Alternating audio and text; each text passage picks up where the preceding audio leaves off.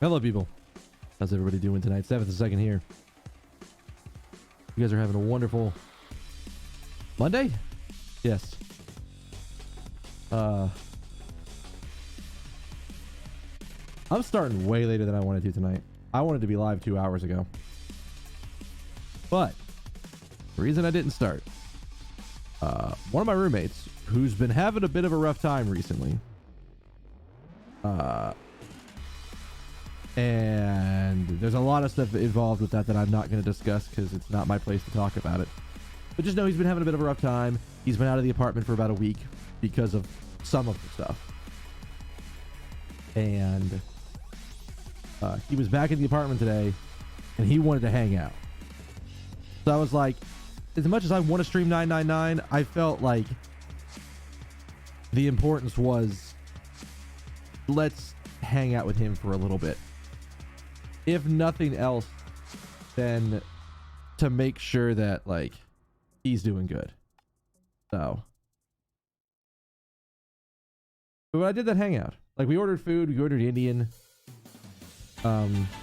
delicious Indian food. There's a really good place near us, and we haven't ordered from that for a while. So we've got a lot, or I know I've got a lot of leftovers, so I've got food for like the week, basically. That's what I got out of this. But we hung out, we watched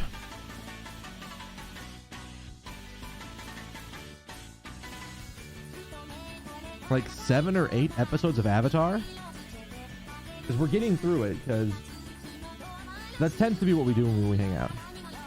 We're either watching some stuff on YouTube that we really like, or we're watching Oi! Thank you, Motorcycle Girl, for the host. Or it's like, hey, whatever show we happen to be watching at the time, it was JoJo's for a while, it's Avatar now, it was My Hero Academia for a little while, which is why at some point... The fuck? What is that? Oh, that's a channel points highlight. I forgot I turned those on. Fun note. I have not seen a highlighted message in my chat client until now, so I had no idea what I even looked at. Oh, this shirt's even better.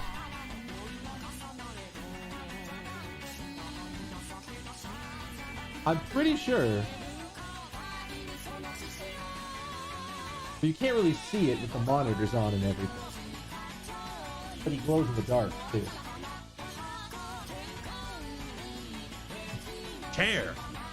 I'm going to need to replace it at some point. But yeah, no, I saw this shirt at a convention and went, well, I'm buying that. So, all right, we can keep the ramble going while we're loading up Zero Escape. I have a couple of Mimikyu shirts, actually, now that I think about it. I'd have to remember at which convention I got this. I think it was MomoCon. It might have been either a PAX or it might have been at AX.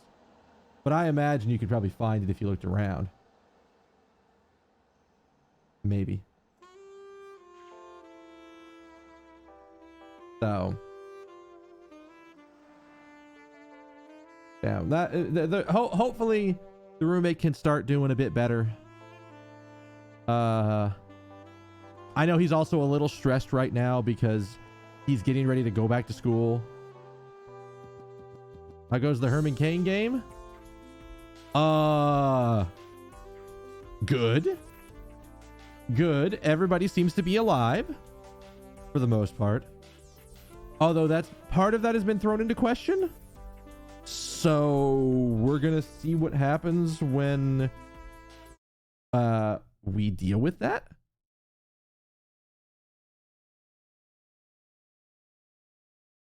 Hold on. Why is the sound not configured right?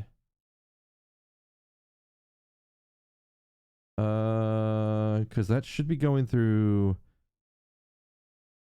that.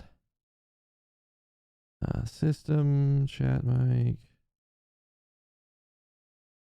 It's set to go through that. Why is that not going through that?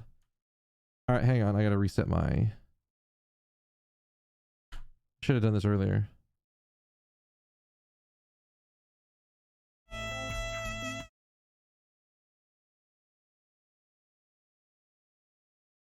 What in the fuck? Is it just that low? No. There's literally no sound coming out. All right. Game sound. Game's where I have it. Why is it not coming out? 999, do not do this to me right now.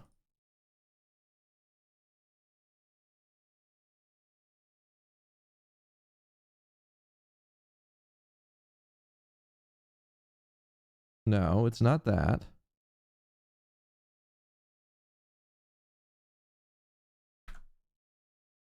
Okay, okay. Everybody calm the fuck down. We're just going to restart the game. Just going to restart the game. Because that was super weird. And it's not anything in the video options. Launch.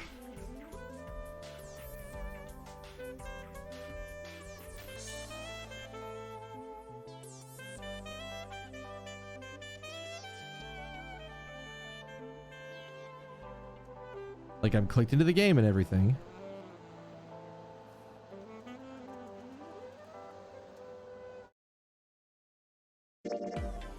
All right, hell if I know what that was about, but we got sound again.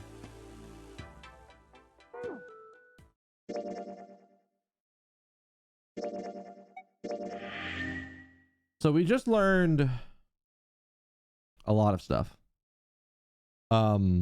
I can show you where we're at in the flow. We just did the escape room on this route. And suddenly there's a lot. Like almost as long as this entire sequence was, is what's down here.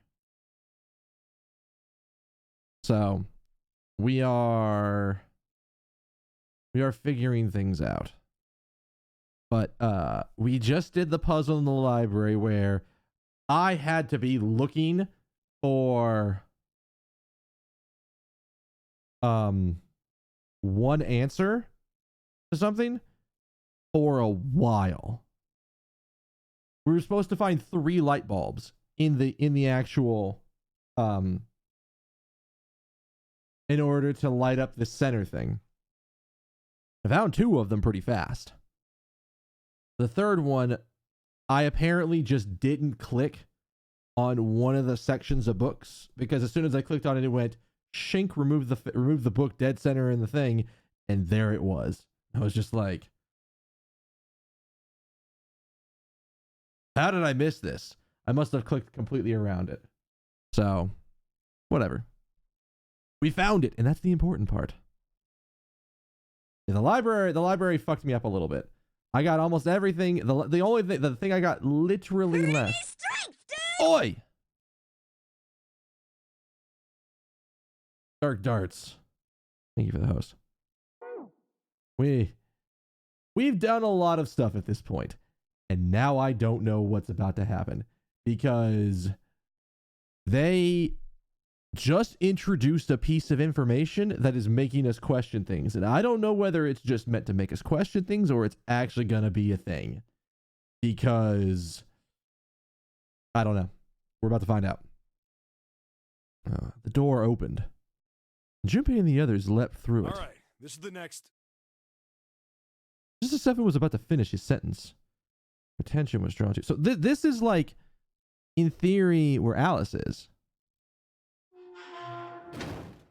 The clang of metal on metal ringing out behind them. The door. It spun around. The door they just come through was slammed shut. Did that just close on its own? Don't tell me we can't go back. I don't know. Let's see. Junpei grabbed hold of it with both hands and pulled with all his strength. Damn it. It looks like it locks automatically. Is there any other way out? Well, there's another door over on the right. There's a card reader next to it. Okay. Yes, it's important there's another door on the other side, but is no one going to comment on the fact that there's like deads and reds and a bunch of other pieces of random assortments of gunk in here? It's got a red light on it, though. Like, so I'm pretty sure it's locked, too. What?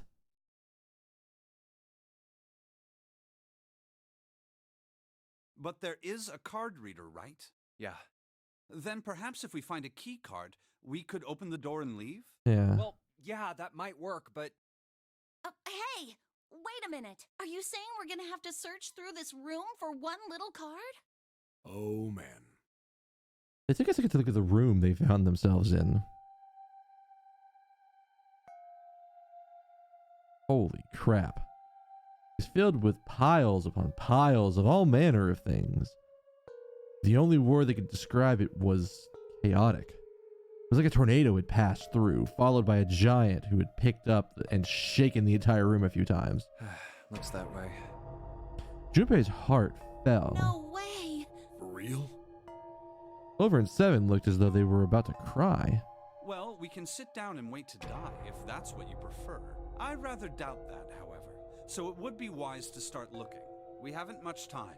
Let's find that key card. Oh, and the Neptune key as well. We won't be able to get through the hallway without it. All right then, let's begin. Jesus, we literally walked 5 feet. Not even that feet. And now we have to... Seek a way out. Alright. Okay, game. Okay. Up here for the escape room shenanigans. Alright. Where's the first place I can see piles of crap everywhere? This is a pretty impressive mess. Try and search every one of these. We're going to be in it until the cows come home. Well, that doesn't seem too bad. We won't have to go bring them in ourselves then. Don't you get smart with me, kid. How about we just deal with this area later, okay, guys? Maybe we should try some more promising things. Something written on these pieces of paper. Looks like we got 3 sheets of the stuff. File screen shenanigans.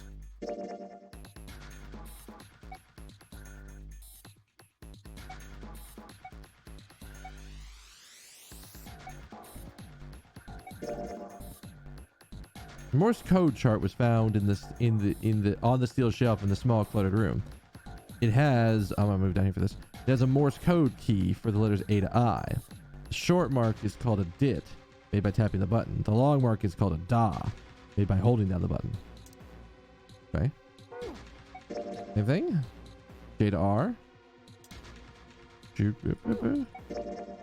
S to C. All right. Left in the cabinet. 4 indentations on the disc. I wonder if I'm supposed to put something into them. Nothing happens when I mess with the mouse. Anything happens when I hit the keyboard? Damn. No dice. 3 monitors here. Power's on, but there's nothing on any of the screens. Damn, looks like the thing's locked. It's not moving. Well, it's pretty obvious that we're supposed to open it. I know. I wonder what this thing's made for. Something on the front of it looks like a compass. There's a compass on there. Oh, now I get it. What do you mean? I guess you weren't there, Clover, but I solved a puzzle like this in the wheelhouse. You just need to do the same thing here. Same thing. I just need to match up the directions on the compass with the routes on the map. I used the steering wheel in the wheelhouse, but this time I think I'm just going to use the wheel attached to the side here. Where are the routes? I don't know. What the hell? Well, just give it a shot. If it doesn't work, we can look for some clues. Alright, let's get started. We gotta run through the instructions. This just like it probably work the same way the steering wheel did in the wheelhouse. If I just touch the direction I want it to turn to, the compass will turn in that direction. I just gotta press stop when the compass is pointing where I want it. I'm betting something will happen if I can do it right. Alright, let's do this. I don't have anything for this yet. Panel on the side of the looks like the panel on the side of the monitor looks like it's covering something. Not as part of the machine. It's dim though. It's got a map of the world on it, but I can barely see it. Sort of huge machine with a compass. There's monitors hanging from the ceiling. Control panel with a big, in front of a big screen here. Wonder if any of these buttons do anything. What the fuck? Something on the screen now. What is this? 15 cells here with numbers and letters in them. See that? Ah, I see. So whenever you touch a cell, the ones next to it turn on or off. You should use that to make all cells on the right and the bottom green. Junpei, found this piece of paper under that thing. You want to take a look at it? Think it might have something to do with the puzzle? Oh, this piece of paper Clover gave me. There's a bunch of numbers and letters on it connected by equal signs. It's like she said, this is probably related to the puzzle on the screen somehow. Thanks, Clover. It really helps. Alright, let's go back and try it again. Anyway, looks like I need to make them all the all cells green.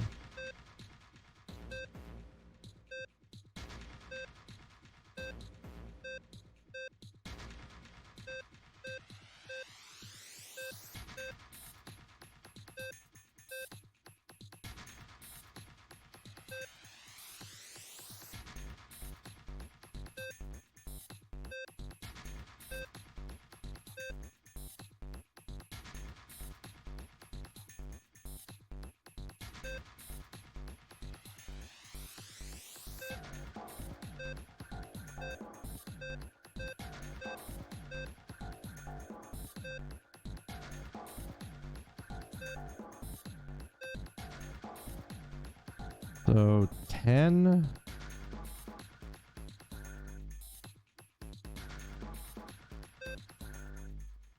Okay, so the A's need 10 and the L's need 22. Oh, it's the same cipher as before.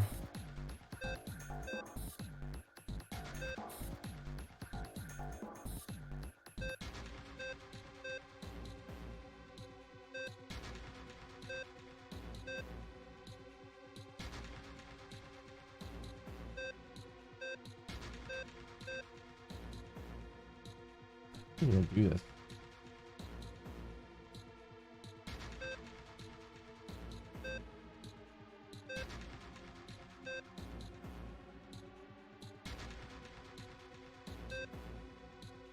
So this entire row needs to be lit. This one needs to not be on.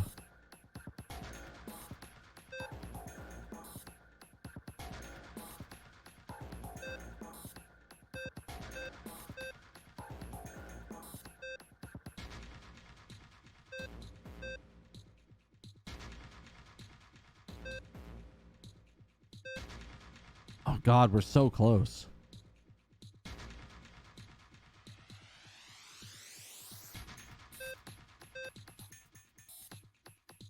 I just need to somehow get only the C on.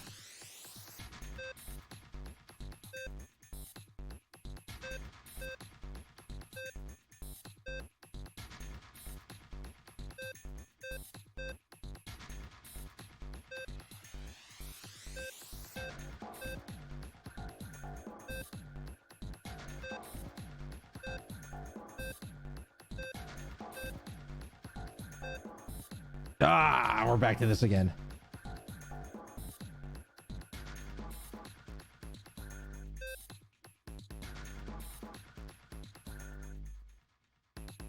Again, we need to get 22 on the A's. So basically, as far as I can tell, the solution to the puzzle is to have everything but this upper corner gone. And figuring out how to do that is gonna be a bitch.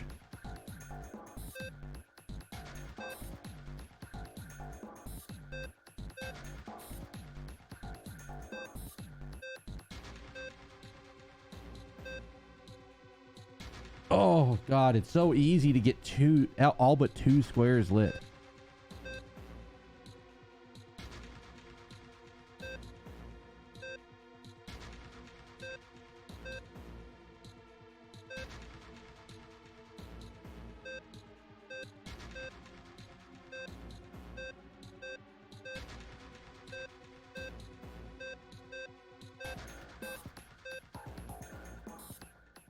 Well, no, this is the exact opposite problem.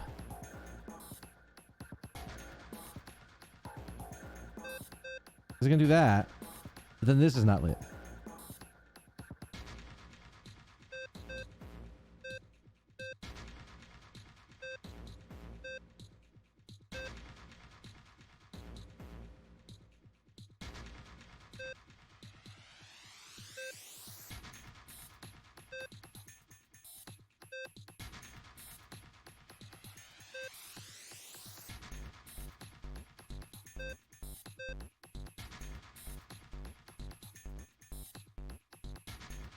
Wait. Does it needs to be this is gone?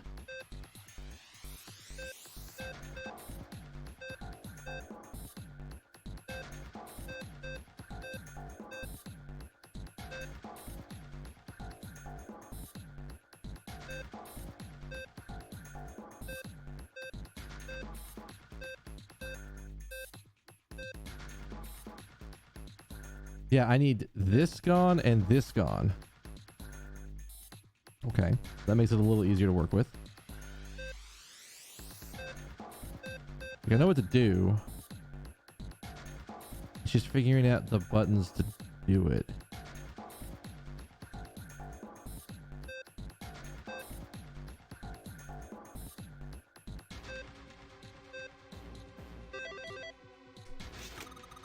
There we go.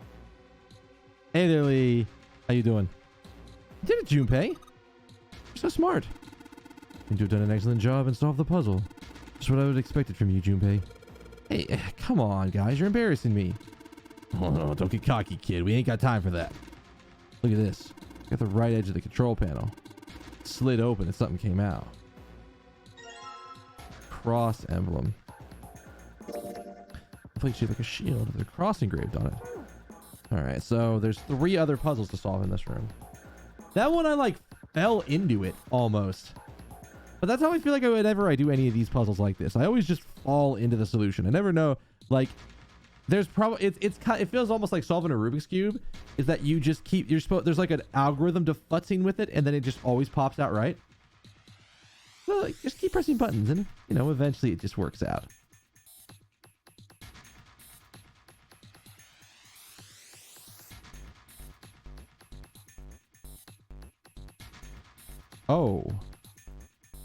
Oh, that's it. All right. All right. So it needs to be south, west,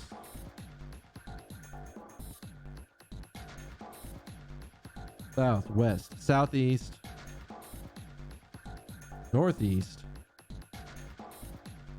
east, north, east. All right, cool.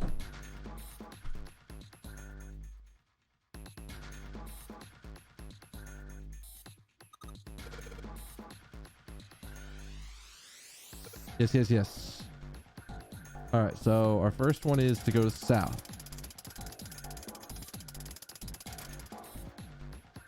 Then we want to go west.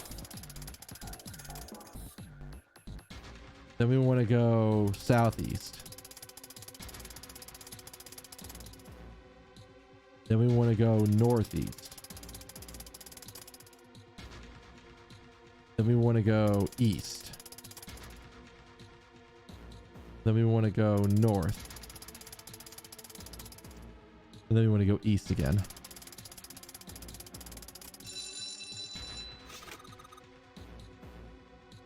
Yeah. I just had to find the right answer. Yeah, you did it, Junpei. Good boy. Who's a good boy? Knock it off. We don't have time for screwing around right now. You're at the right side of the monitor. It kind of slid. It kind of slid open. Something came out. Oh yeah. Made a noise too. In that big box in the hall by the exit, I think it made a noise, like something on, you know, noise, huh? Helm emblem. The box? Which one is she talking about? This one? No, it's actually pretty sturdy. It's framed with black and yellow warning stripes. Let's open it. Oh, holy shit! Well, that's pretty damn creepy. There's a coffin in there. Oh man, does Seven think he's all pale? He's thinking the same thing I am. No way. Could this be? I'm sorry, but what's going on? The coffin. I wonder if there's a vampire in it. Right. I guess Clover and Snake don't know the story. I could just absolutely imagine Clover just going up to Junpei and go, "Who's a good boy? Who's a good boy?" We must have to tell him. Well, at any rate, let's have a look around. A metal plaque on the coffin. Snake's touching it. All ice. Ah, the two machines. Oh shit. And this is serious. Well, let's open it, shall we? Clover, if you could give me a hand. Okay, I got it. Ready? 1, 2, 3. Oh, like it doesn't seem to be ready to open. Yeah, but it's not like it's screwed shut or something. I believe it's locked by some other way. Hey, Seven, do you think you can open it with your superhuman strength? No, What's wrong? I think I'll just pass on this one, okay? What the heck? Very well. We'll just have to give up on the coffin for now. Let's go around the room a little bit more, shall we? Alice sleeps in the small chamber past the forest of knowledge beneath the navel of the gigantic. Actually true? We'll come back here in a moment. The door's blocking away. I can't get it open. The junk. We don't have time to go through this. In here anymore. Pipe. A pipe. A pipe. Ventilation fan. There's metal bars over the openings, though. We can't go through them.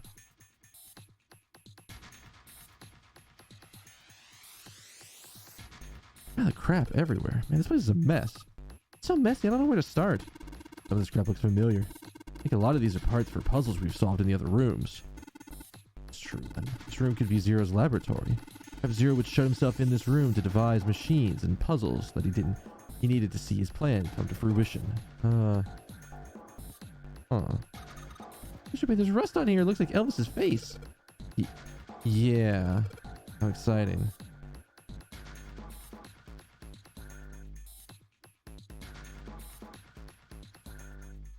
A pipe. Oh, this is the box they were talking about. Piece of paper in here. Not sure what it is without taking a closer look. It might be a clue. We don't need to do this anymore, do we? I don't think so. Okay. This is for a puzzle we already solved. Oh God, really? On the right side, there's nothing. So this is the pipe. This is the solution for this thing.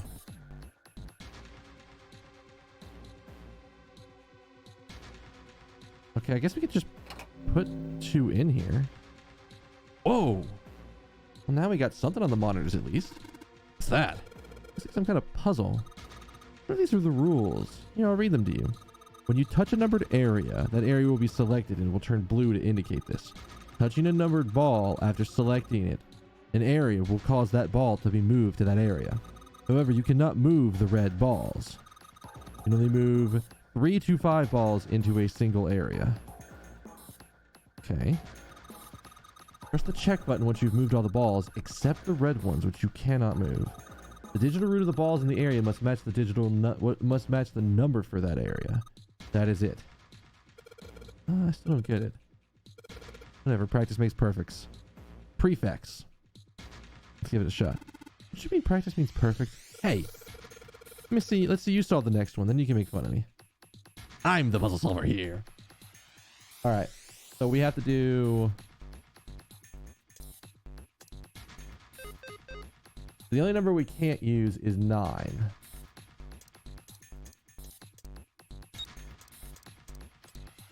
So we need to get a digital root of 3 and then a digital root of 6. Can we do 12 really easily? And then 17 easily on the other side? 8, 12, 17.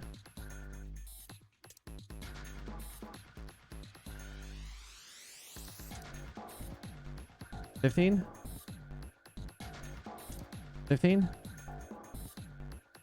And then what does this come out to be? Whoops. This is 13, 18.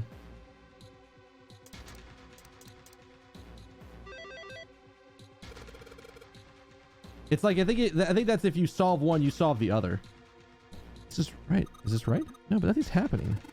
With 3 more empty indentations left. I imagine something will happen when they were all filled. Doesn't that seem likely? Door's locked.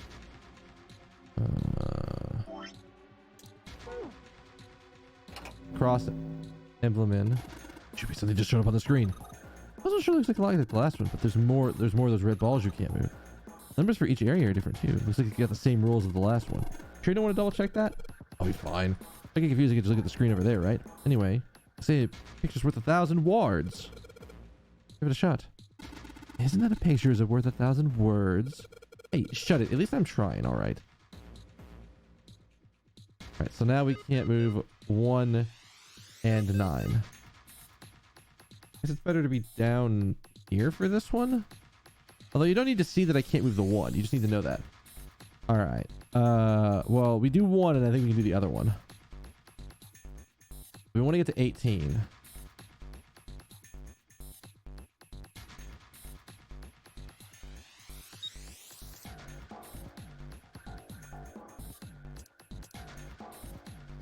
So that is 10, 18.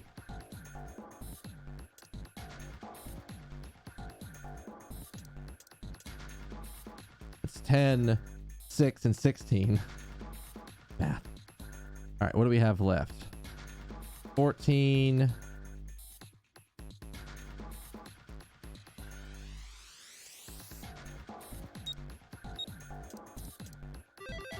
There you go. Awesome, Junpei. Only 2 left now. You can do it. All right, well, we need to find 2 more emblems.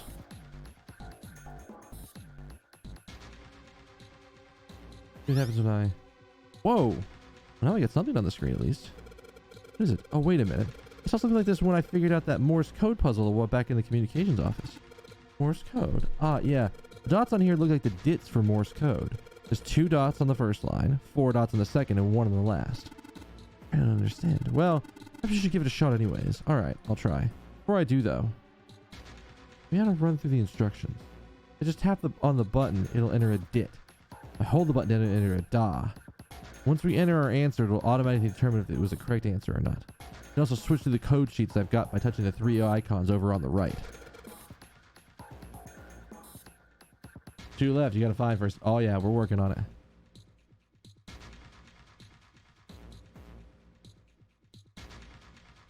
What in the world?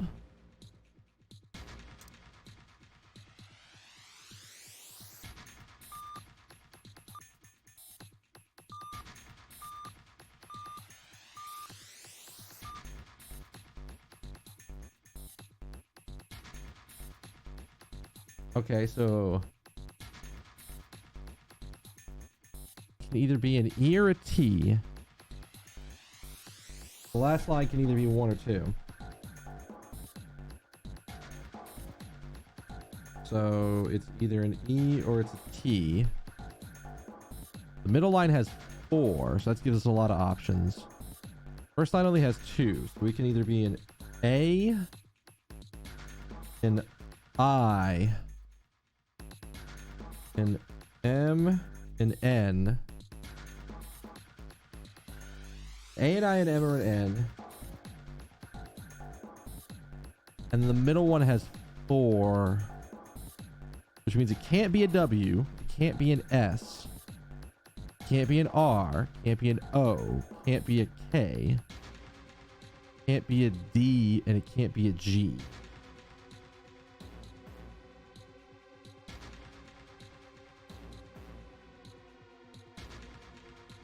I have no idea what this could be. I mean, we could very easily like try to brute force it.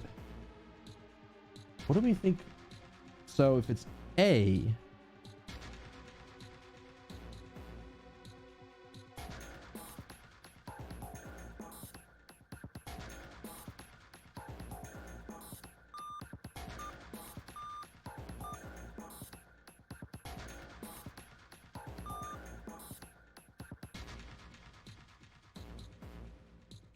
it's not act.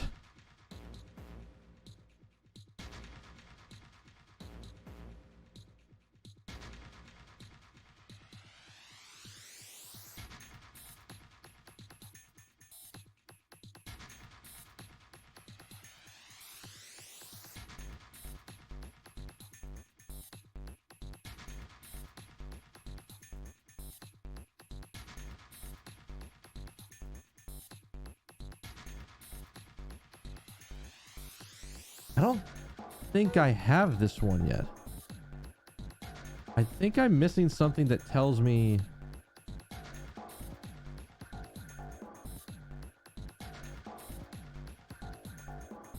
Monitoring down from the ceiling. Each screen shows a room on the ship.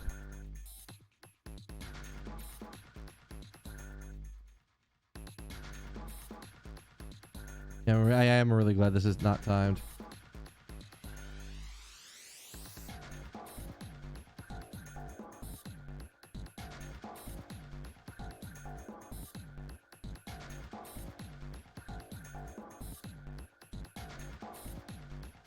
Is it that?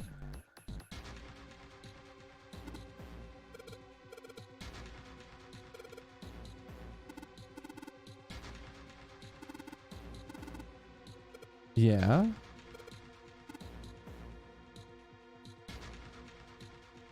I don't need the instructions.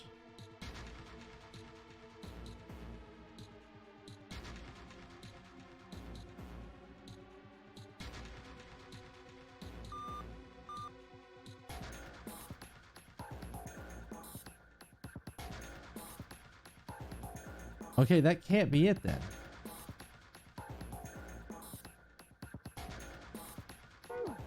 Then I don't know what it is yet.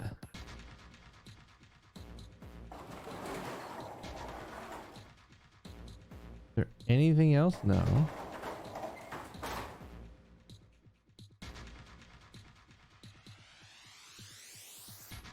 A map of the world.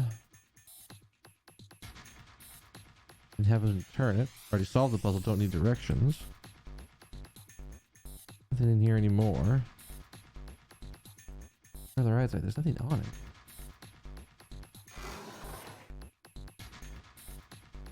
In the other drawers.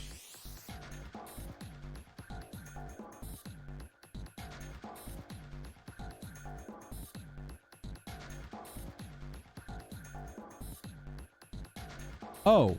Oh. I'm an idiot. I know what it is. It's ice.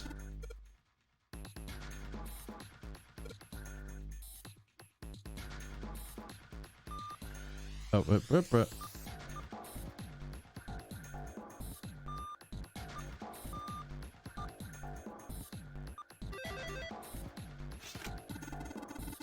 Seems like you solved the puzzle, Junpei.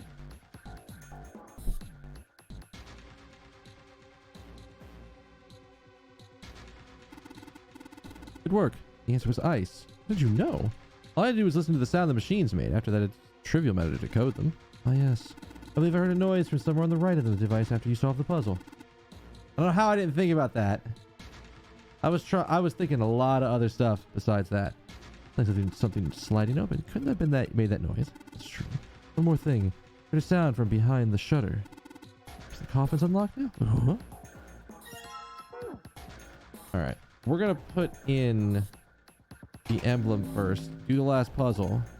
It looks like a lot like the last one. The rules are the same though. Don't you think it should double check it? Come on, this is the third time I've done this. It'll be fine. This can't think of anything clever. Please don't strain your stuff. You might hurt something. Shut up. Just give me a break, all right? Something. All right, so now 3 is locked. So we need both to equal 7.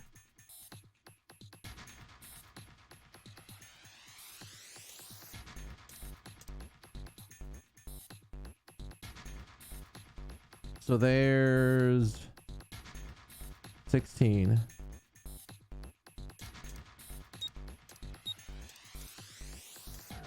There you go. Excellent work, Junpei. You've only got one left. I can see the light at the end of the tunnel. They heard this noise? Alright, fine, I'll open it. Hey, Junpei, you can do this. It's just a box. It's just a box. Oh, holy shit, this is a coffin. There's gonna be something horrible in there. I just know it. Hey, deep breaths. Here we go. Huh? Oh man, there's nobody in there. Shit, I can't believe I was scared of something like that. What do you mean nobody? Were you expecting somebody to be in there? It's a long story. Ask Junpei about it sometime. He'll tell you.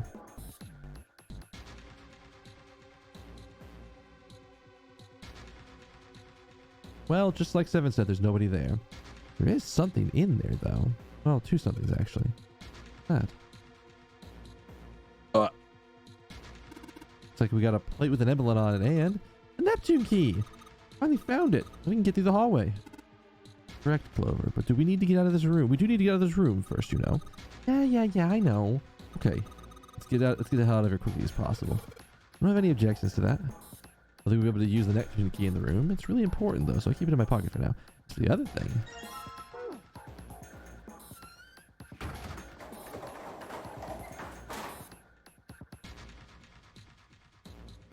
Alright.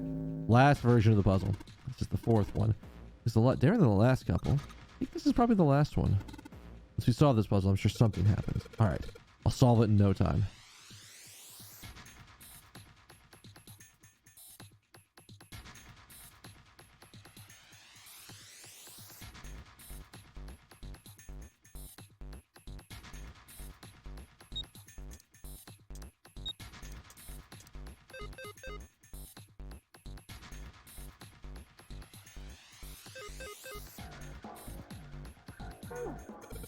Yeah, I just don't get this at all.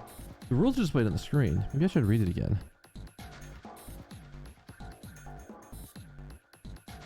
Did I just math it wrong?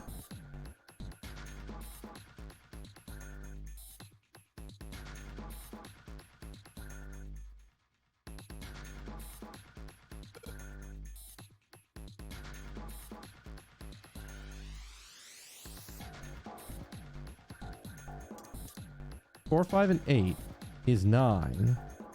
Plus 8 is 17.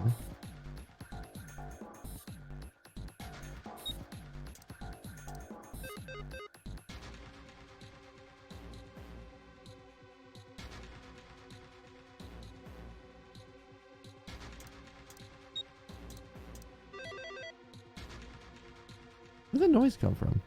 Underneath the keyboard? Way to go, Junpei. You answered all the questions. Damn, Junpei, good job. Did you hear something just now? Heard it as well. From the bottom left corner of the desk, I believe.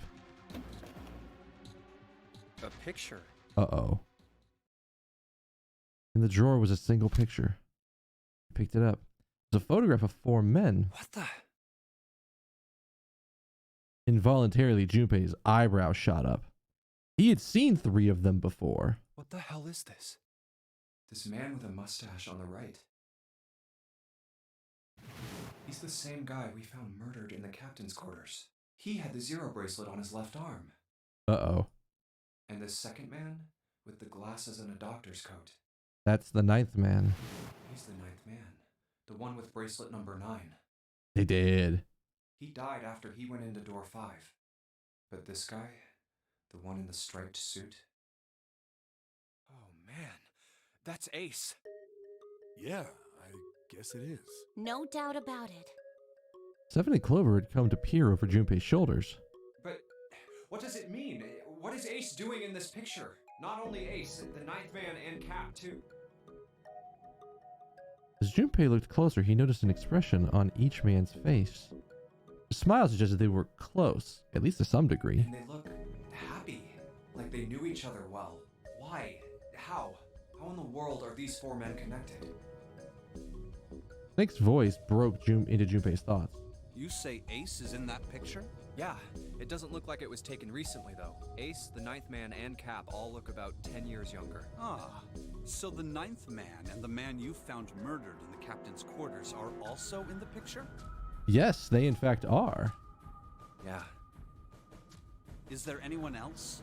Or are there only 3 people in the picture? I'm afraid I can't see it. No, there's one more guy. He's got kinda long hair, he looks smart, but a little cold. He's the only one I don't recognize. Snake knit his eyebrow. What's the date of the photograph? It doesn't have one.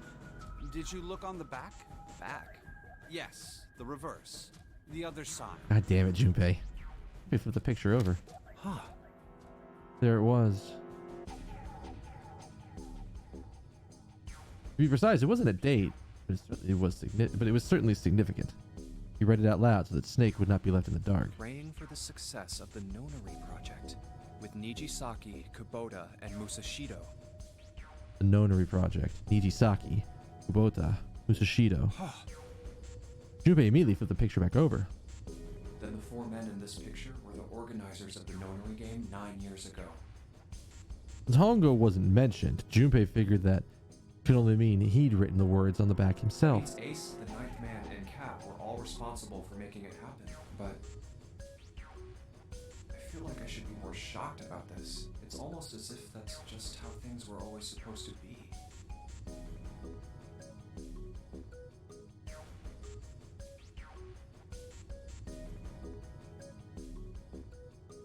That their true identities did not come as a surprise was what Junpei found most surprising. Why am I not surprised? Ace was the one in charge of the Nonary project. But why? Why am I so calm? It's like I already knew. Ah, of course. I understand now. Junpei looked over at Snake. In his own confusion, he had missed the dark look on the other man's face. Ace was the CEO of Cradle Pharmaceuticals. He was the one who invented the game 9 years ago. He was Gentaro Hongo. Ace is Hongo? Even as he asked, Junpei felt he had already known. Almost as if someone had whispered into his head that yes, of course, Ace was Hongo. I had my suspicions from the beginning. Their voices were similar. Too similar to be a coincidence. I could never forget his voice. It was the voice of the devil. I couldn't be sure though. After all, I had no way to check. I certainly couldn't ask him. Even if I had known, however, I would never have told you. Zero made it quite clear what would have happened if I did. Oh my gosh, I had no idea. Huh? I didn't know that Ace was Hongo. Oh, yes. I suppose you wouldn't have. 9 years ago. You were in Building Q in Nevada, but Hongo was in the Gigantic with us. I know. That's why I didn't know what Hongo looked like. But why? Why didn't you tell me? Zero told him not to. I mean, I'm your sister, right? You could have told me. The thing that we know is that in the Nonary game 9 years ago, a girl died. And her name is Akane. And we're not sure what the fuck that means yet. That's all we know. We don't know her last name because we were too scared to ask. I'm sorry. I apologize for keeping this from you. But if I'd told you, Clover, you would have told everyone else. And if you did, then I would have been forced to tell them about what happened 9 years ago. I had to prevent that. Clover and Snake's conversation wasn't of particular interest to Junpei. He still couldn't make sense out of his strange feelings of knowledge. He was trying to organize his thoughts when he heard Seven's voice. Hey, Junpei. You think I could borrow that picture for a sec? Sure. He had no reason to say no. Junpei handed the picture over. Seven stared at the picture and began to mutter the four names of the project leaders over and over to himself. Hongo, Kubota, Nijisaki, Musashido. His brow was furrowed and his face was flushed. Hongo, Kubota, Nijisaki, Musashido. He chanted their names to himself, pacing back and forth across the floor. Hongo, Kubota, Nijisaki, Musashido. This is true. The news said that only 16 kids vanished, but there were clearly 18 kids, so they could have 9 and 9. But as far as the information we've been given by Snake, only one girl died. We haven't heard anything about a boy dying yet.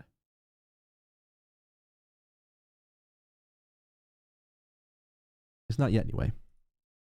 Seven shouldn't have known their names. After all, he hadn't been there when Junpei and Snake had spoke them in the library. But as Junpei watched him pace, it was clear that he did know them. Hey, Seven, do you... Shut it. Just be quiet. His eyes were red, and Junpei could see the sweat beginning to bead on his forehead. This close to remembering. This close. Sweating heavily now, but his lips were dry. Hongo, Kubota, Nijisaki, Musashido. Cradle Pharmaceuticals. Nonary project. Then he stopped. Seven sat down, set the picture down, and looked at the red light near his feet. His eyes narrowed. Then suddenly his eyes went wide and he shot up straight. Shit. What? What's wrong? Holy shit, this is nuts. What's nuts? I remember Remember what? everything. Everything? Yeah, I remember all of it. My memory's back. I remember what happened before I got snatched. Seven's voice was filled with excitement. What? Shock. Excitement had frozen Junpei in place, along with Snake and Clover. Let me tell you what happened. Seven hastily drew a shaking hand across his mouth and began to speak. Like Snake said, Ace is Hongo from the right. The other three are Musashido, Nijisaki, and Kubota. Musashido was the man with the cash.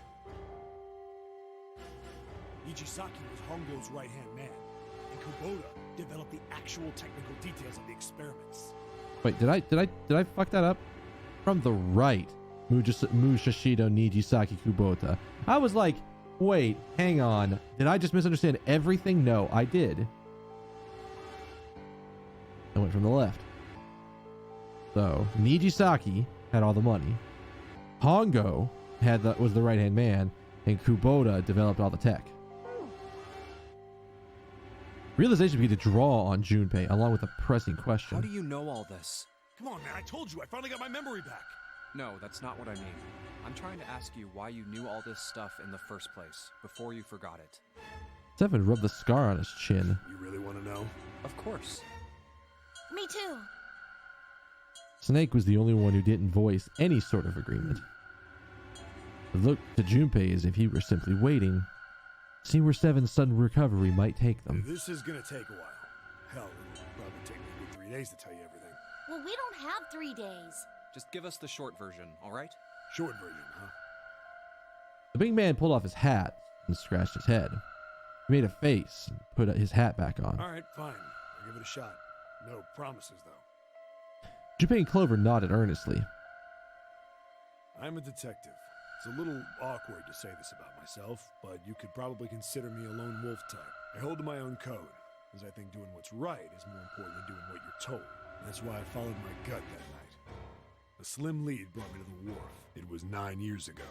The wharf had been cold as fuck, and I could barely see squat. I was investigating a mess of kidnappings, all of them children. It all had one thing in common. A history of visits to one particular hospital. A hospital under the management of Cradle Pharmaceuticals. That is something like in Animal Crossing. Yeah, it's kind of a soft little fuzzy hat thing.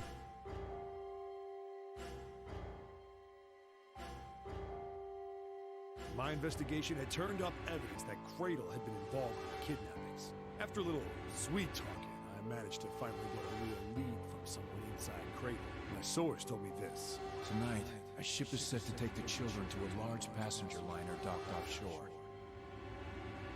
So I headed to the wharf. In the shadows, I searched the harbor until I found the ship he was talking about. There was a bunch of movement there. Men in black suits, many of them carrying large bags. The bags. There was something about the way they moved as they were carried. No doubt about it. There were human beings in those bags. I don't think we have seen this piece of information since, I think even over here. I think somewhere along this route is where we saw that last piece of information. We saw this information last time. I moved before I realized it. I came out of hiding with my gun already in my hand. Don't move. I felt metal touch the back of my head. Drop the gun. I could kill you right now. It'd be easy to get away with it, too. Just tie an anchor to your feet, and no one would find you for a week. That what you want? The fish here would love a meal. I kept digging the cold metal thing into my skull. There was nothing I could do. I did what he said and laid my gun on the ground. Then suddenly, there was a sharp pain in my neck. A needle. A drug. That was my last thought. My face hit cold concrete. I was out like a light after that.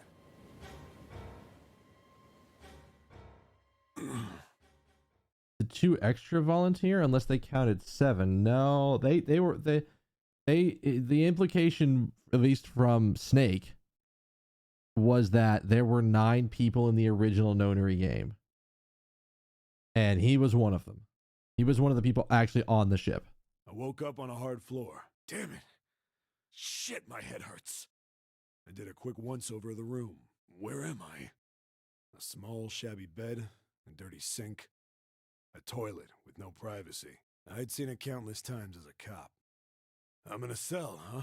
Facing the toilet was a door set into the wall. I was still pretty woozy, but I made my way over to it. I pushed and pulled on it, but... it won't open. Not like I expected much else.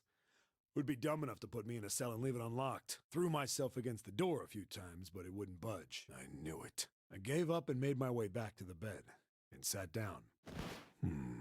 Huh. I sat there for a very, very long time. Who knows how long. Then, I heard a faint voice. The voice was far away. I couldn't understand what it was saying, but I could hear one. It was pretty high, probably a little kid. Huh? No, it was several. I hear 5 or 6, maybe more. Where? Where are they coming from? I pressed my ear to the wall and tried to listen through it. No, that's not it. Left. It's coming from under the bed? I hauled on the metal frame and flipped the thing over. And there it was. The bed had hidden an air vent under it. The hole in the wall was covered by a metal grate. I dropped flat on the floor and peered through the grate. I couldn't see shit, but I knew it in my gut. This was where those voices were coming from. Hold on. Why are there kids here? Then what my inside man told me popped into my head. Tonight, a ship is set to take the children to a large passenger liner docked offshore. Yeah, we were thinking this earlier when we saw the, because we've seen this information before, but it was on a completely different route. But he also didn't have all of his memory back. He only got like little bits and pieces of what was happening here. So we're getting the extra story. He ain't fitting through that. Although I think it's the perspective that makes it look a lot smaller. Whoa. Am I on that ship? Hmm. It didn't matter. All I knew was I had to get to those kids. I checked out the metal grate. Could I fit? I stuck my fingers in and grabbed it. Then...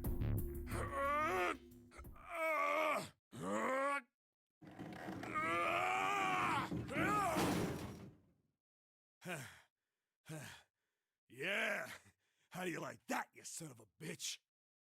I finally got the damn thing off. Sweat was dripping down my face, so I wiped it off and crawled inside.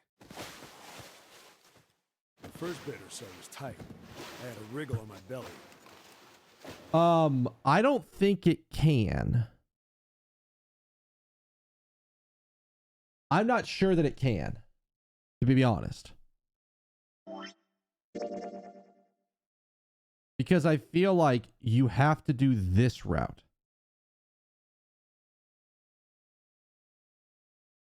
Because this route is where we found that, where we got to read the piece of paper Clover had. It's possible that over here we could have read that piece of information.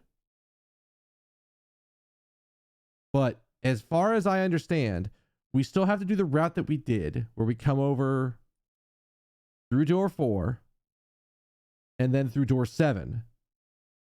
But coming through this way and then coming through this way gets us a couple of extra pieces of information. And then we have to go through door 1. Yeah. Because, like, otherwise we don't get this piece of information. And this is the piece of information that we're getting from outside of our own timeline through the metaphysical warp space shit that they've been talking about this entire game. Like, we're getting epiphanies. So you have to do this route first. I think if you get to here, it stops.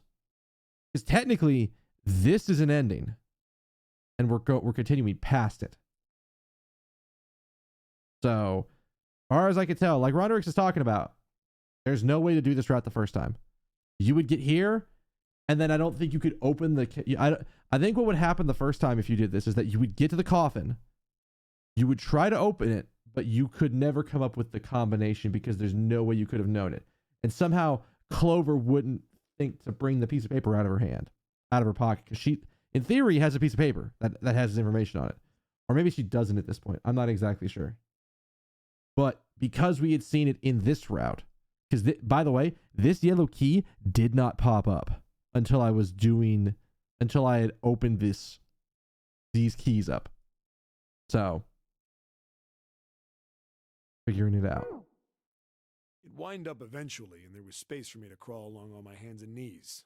I went from crawling like a worm in dirt to skittering like a bug.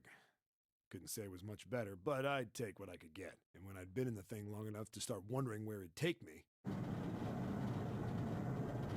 a massive sound nearly scared the piss out of me. It was like a heavy metal door had just been slammed shut. Then there was a voice.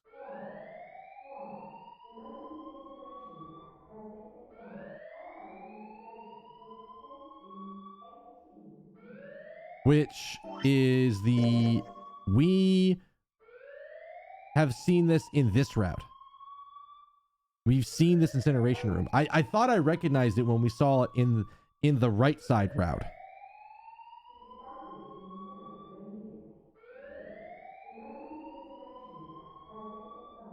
What?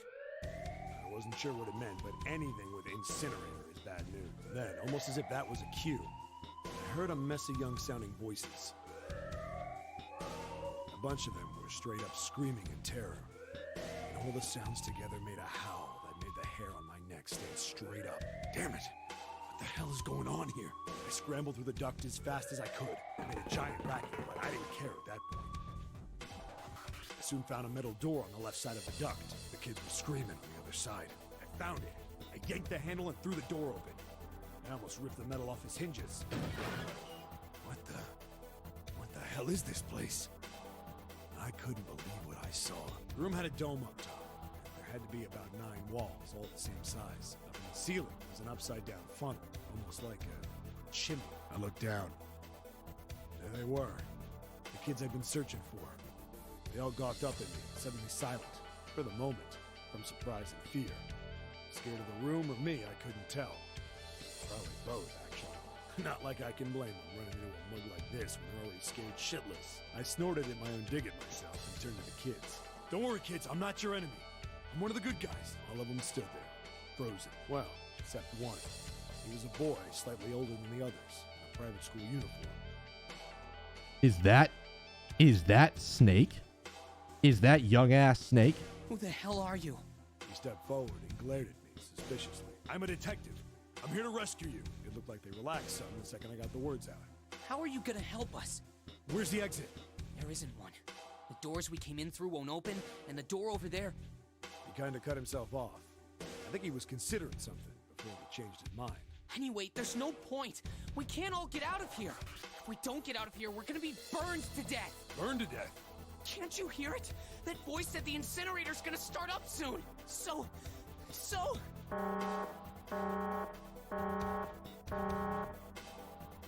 The voice spoke again. Incineration will begin in 15 minutes. They only had 15 minutes. I looked back down at the kids. Looks like a good 20 or 30 feet to the floor. No way I could pull them up. Too big of a distance for any of us to reach. What the hell was I gonna do? But then I got an idea.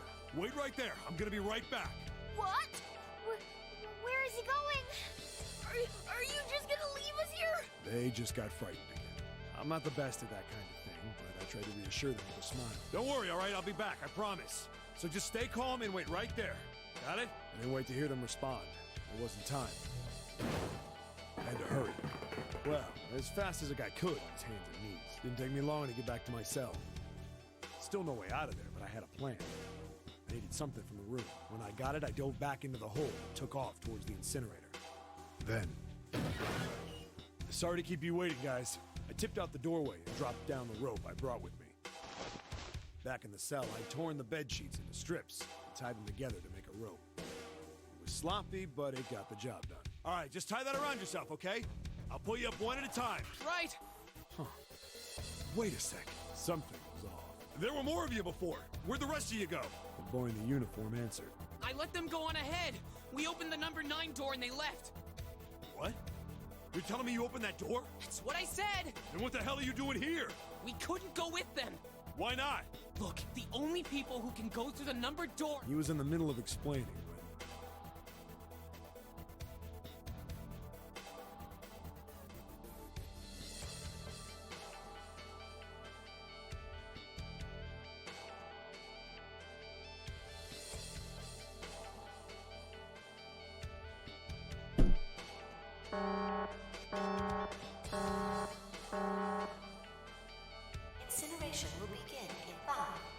The wall shook a bit, and the voice bouncing around. Look, that can wait, all right? Just get us out of here! Right! I grabbed onto the rope. First one I pulled up was a girl with a ponytail. Next was a girl with a red necktie. A boy in a jacket came after. He said he'd climb up on his own. The boy in the uniform was the last up. Like the other kid, he climbed up the rope himself. He looked pretty scrawny, but I guess he was stronger than he looked. He moved fast, but when he was almost to me, we heard some knocking. Everyone looked at the door. It had a thick, square window set into it. On the other side, an angry face was staring in. God damn it! What's going on here? Why is the room empty? Where the hell are those fucking kids? Just keep going. The door opened, and a man stepped in looking half mad with fury. I recognized his face. I saw him many times in photos during my investigation. The man's name was Gintaro Hongo, the CEO of Cradle Pharmaceuticals. Hongo saw the boy hanging from the rope. Yeah! It was like he was an animal. He lunged for the rope. Hurry! I know! The boy in the uniform booked it up the rope. You son of a bitch! Get back here, you little shit! 15 feet. 10. The second I could reach the kid, I grabbed him. I hauled him up and tossed him into the duct behind me. No! Hongo had lost it. His face didn't even look human. It was like the bastard pulled off his fake face. He was really a terrifying devil or some kind of damn monster. I quickly reeled in the rope, leaving a furious Hongo yelling at me from the floor. You fucking bastard! You won't get away with this! How dare you compromise this experiment! Experiment? What experiment?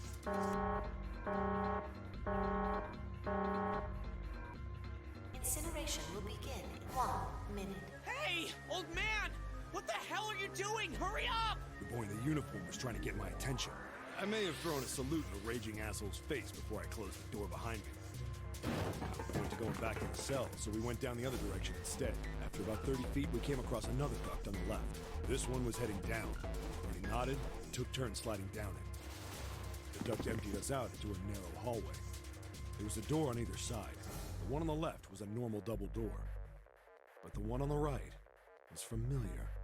Wait, are they on the other side of where the kids just got out? It had black and yellow stripes, and a device next to it on the wall. A plate on it read, Incinerator. Incinerator? Yeah, that's where we were. It was the girl with the red tie who answered me. We were inside an incinerator? Yeah, Hongo might still be there. It looks like it's been shut off, though. Wait, what? If he's still in there... Yeah, that's not good. That meant we're better.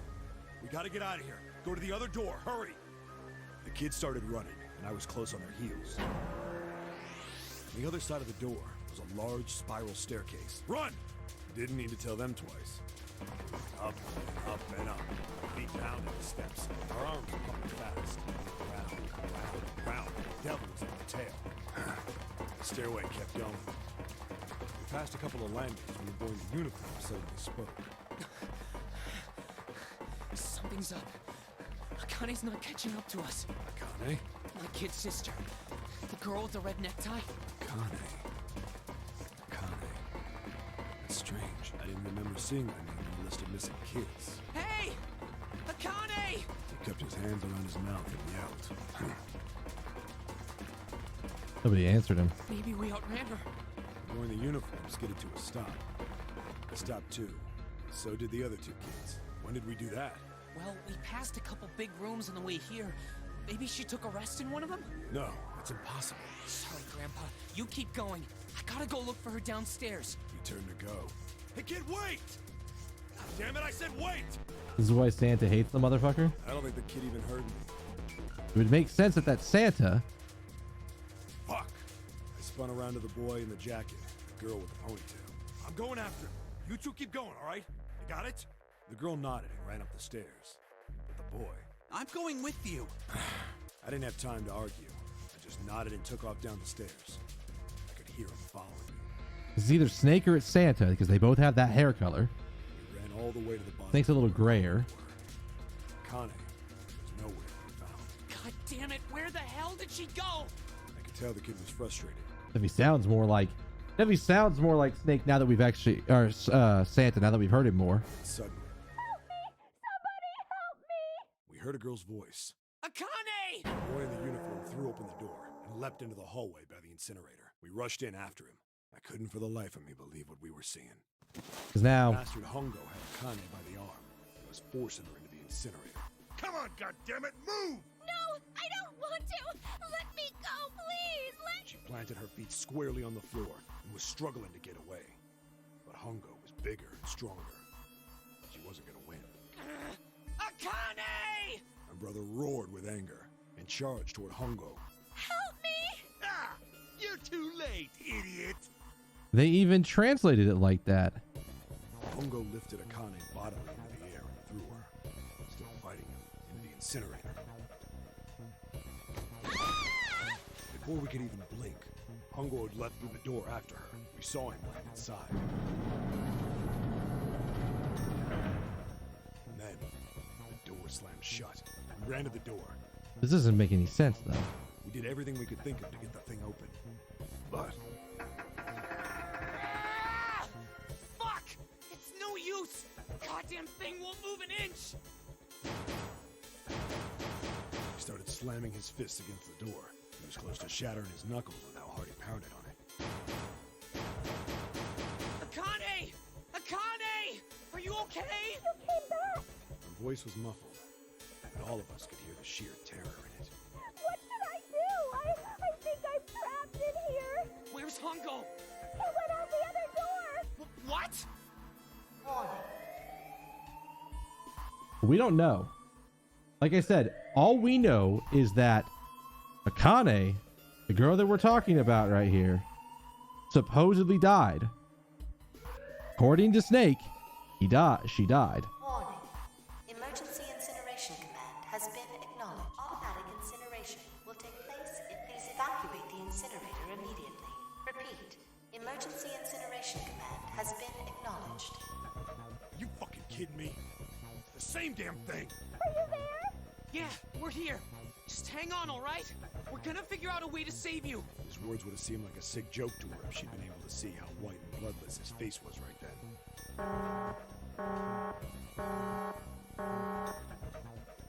Incineration will And now that we think about it, it definitely that definitely has to be Santa. Because we know who Snake's sister is. 17 minutes. Please help me. I'm really scared. I don't want to die.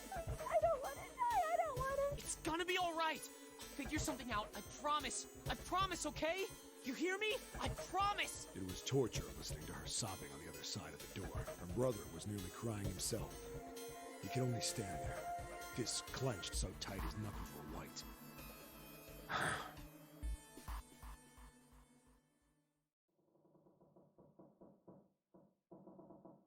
He was silent. All they could hear was the creaking of the boat as it shifted in the water. They waited and waited. Seven didn't continue. What happened then?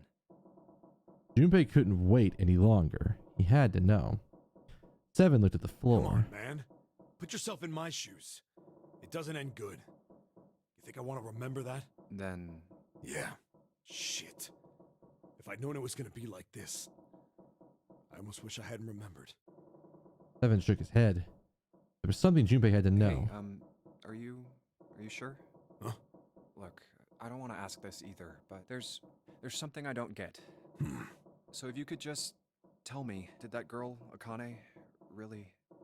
Seven stared straight ahead at nothing. Yeah, I'm sure. There wasn't anything we could do.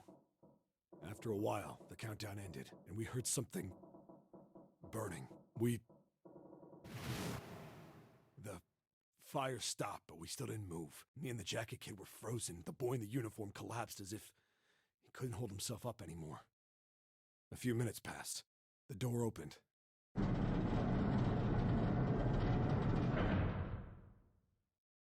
The boy in the uniform tripped over his own feet running in. We followed, too numb to speak. The air in the incinerator was hot. Every breath made my lungs feel like they were on fire. It was like standing on hot asphalt. The air was wavering, and in the middle of the room, there it lay.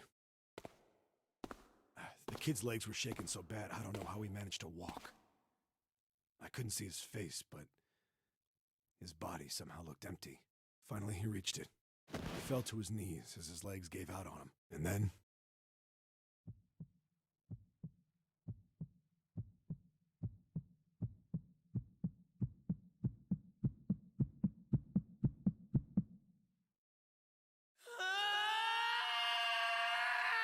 I didn't know how loud that was going to be, so I actually turned it down on my end. Junpei felt a cold lump from the pit of his stomach. A feeling of sickening anticipation washed over him. He could feel his body shivering. He desperately did not want to know the answer he feared he knew already, but he had to ask. He had to know for sure. Can I ask you one more thing? What's that? The girl, Akane. What was her last name? What does it matter to you? Just tell me, okay? Please? Seven looked at Junpei curiously and ran his tongue quickly over his dry lips. Kurashiki. Well, okay. I figured that's what they were going for, but that doesn't make any fucking sense.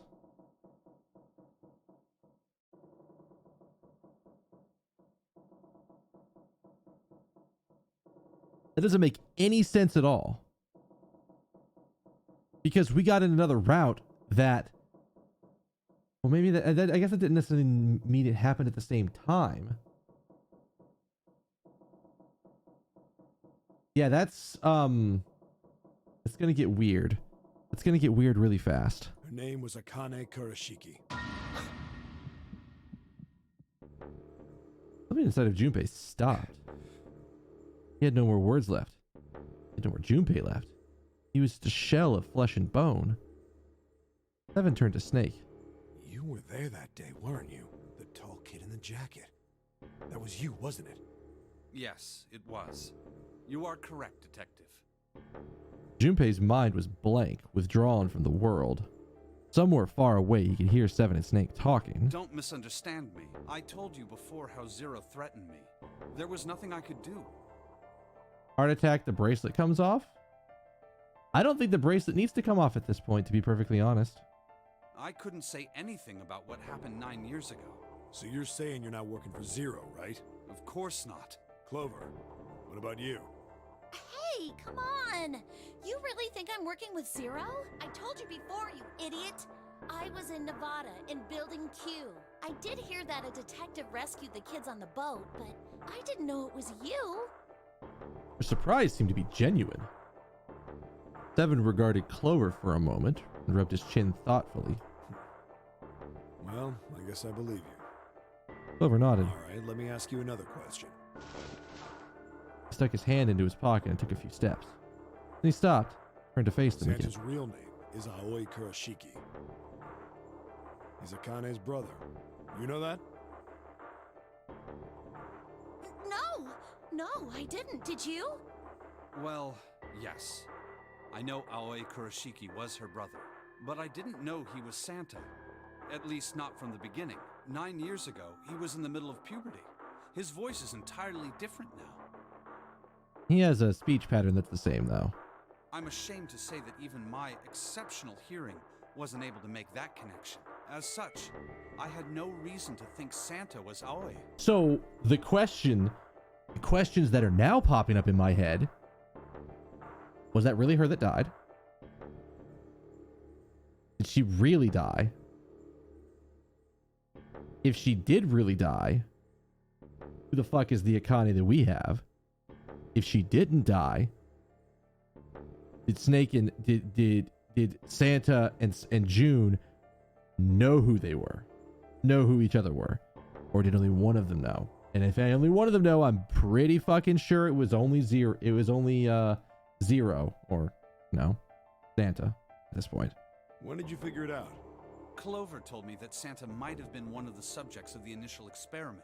It was only a short while ago, while we were leaving the library. When she told me that, I had a feeling. Santa is Aoi, Akane Kurashiki, June's brother? That spark caught a flame in Junpei's leaden mind, and the fog began to clear. Like an engine beginning to turn, images and thoughts began to coalesce in his mind, coming faster and faster, forming bigger images, bigger thoughts. Junpei blinked. It's back. There's still a lot we don't know. I mean, like a lot. But there is one thing I think we can say we know. What's that? The body we found in the shower room. It had to be Nijisaki, dressed up to look like Snake. Oh shit, that would make a lot of sense. What? Come on, man. What kind of detective are you? You didn't figure that out already? Hey, go easy on me, man. I just got my memory back, all right? Which, wait, Some no. slack.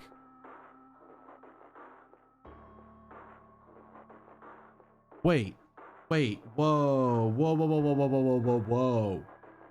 That just brings up more questions. I mean, I guess in... Oh, fuck, that's right. Ace has that prophasia? What the fuck is the thing it's called? The thing where he can't recognize faces. He wouldn't have known it was Nijisaki. Even if it wasn't, if he's in Snake's clothes, he's gonna think it's Snake. He's not gonna think it's Nijisaki. Oh. Well, if he is, the 3 murders make sense then, don't they?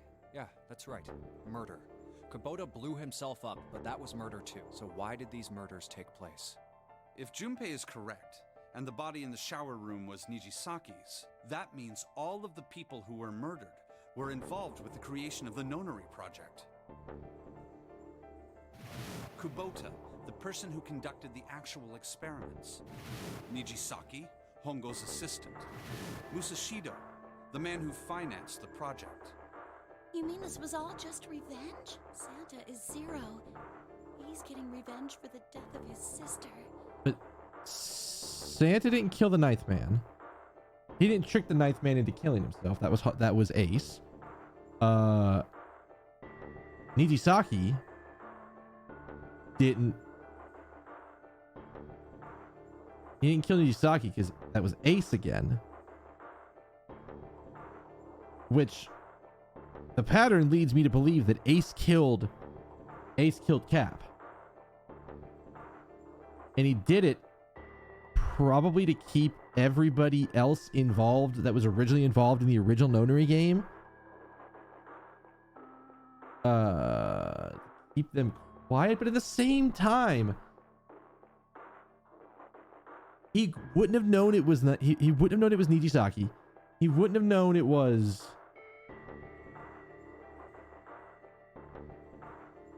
Unless like information changes, all of this has been Ace.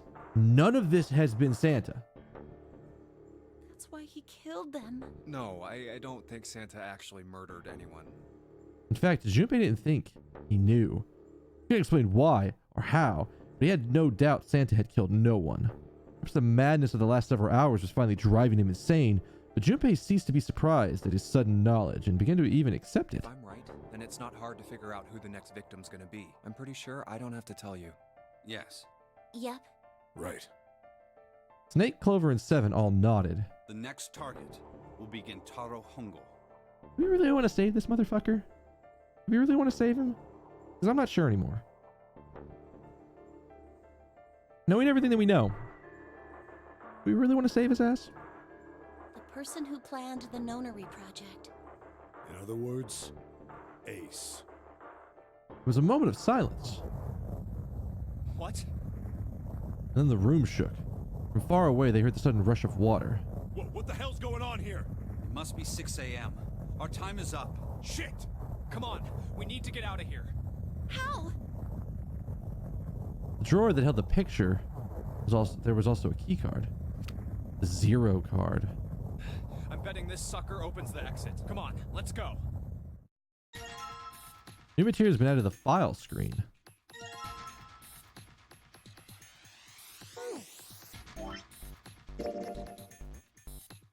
Picture taken 9 years ago.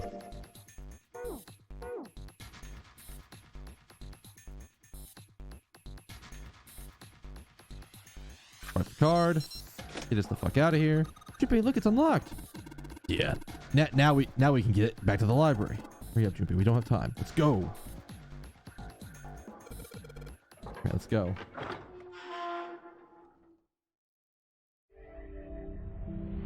You found it. The door opened and they stumbled into the library. Wait, the title of that one is Seek a Way Out Again? Okay.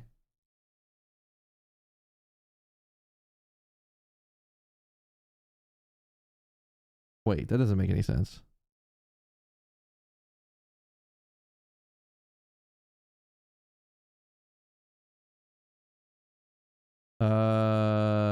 Okay.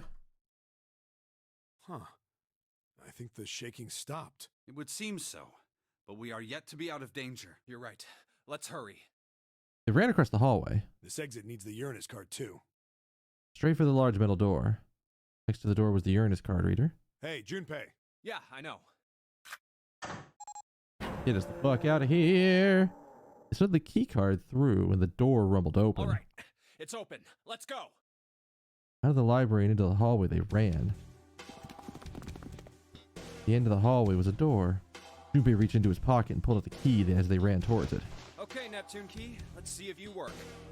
He turned it. Yes! I think it unlocked. The lock clicked. As one, they shoved the door open and poured through it. In front of them was another great metal door. Above it was a metal plaque. It says incinerator, so this is the incinerator. This is the first time I've seen it from this side, but yeah, I think so. Then there ought to be a lever near the door. Yeah, right here. Junpei ran up to it. Pull that and the door should open. Got it. As he spoke, he pulled the lever.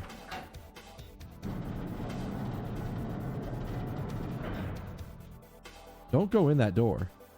The motor in the door groaned as it slowly ground open. There was no time to Let's waste. go. As the four of them had opened the door far enough to... As soon as the door had opened far enough to admit them, the four dashed through. Oh boy. Then suddenly, before them, were the four they had parted from earlier. Ace and Lotus stood in front of the number 9 door. Santa was curled into a ball against the wall of the incinerator, holding his stomach. Then there was June. She sat slumped against the wall, exhausted. What the hell is going on? Junpei ran towards June. He skidded to a stop in front of her and knelt What's down. wrong? Are you okay? Her face was pale and lips dry. When she spoke, he could barely hear her. You came to get me. Of course I did. I made a promise. I'm so glad you're here. So glad. She mumbled the same words over and over, weakly. Junpei could feel his heart breaking. What happened to you? I'm fine. I just fainted. I wasn't feeling very good. I'm feeling a lot better now. Are you sure? Yes. I just need to rest a little longer. I'm sure. Yeah, well, no.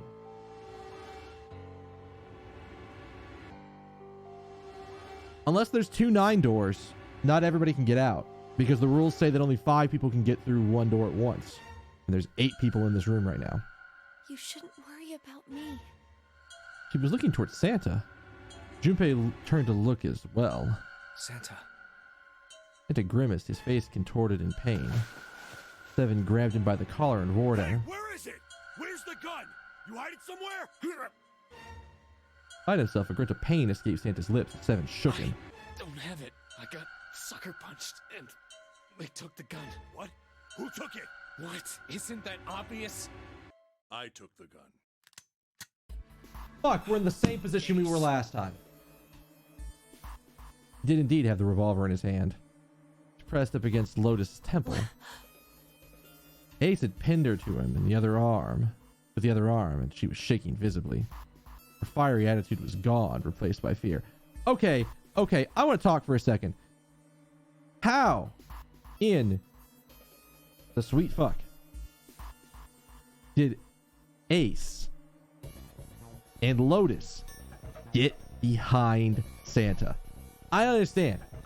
If I am hostaging people, which by the way, if they know each other, Ace and June, if they knew that they were brother and sister, then that was a clever as fuck act of, haha, gotcha, now you can't do shit. But in that case, how you gonna let Ace sucker punch your ass when you got a gun? How? How have you done this? Santa, we gotta fucking talk after this. Listen, if you're going to do this right. Her fiery attitude was replaced by fear. She didn't dare speak. There was sweat on her forehead, and when her eyes weren't flicking up to the gun pressed against her head, she seemed desperate to want to say something. Just what the hell do you think you're doing, Ace? Or maybe I ought to say Gentaro Hongo, CEO of Cradle Pharmaceuticals. Seven's deep, baritone rumble shook the walls.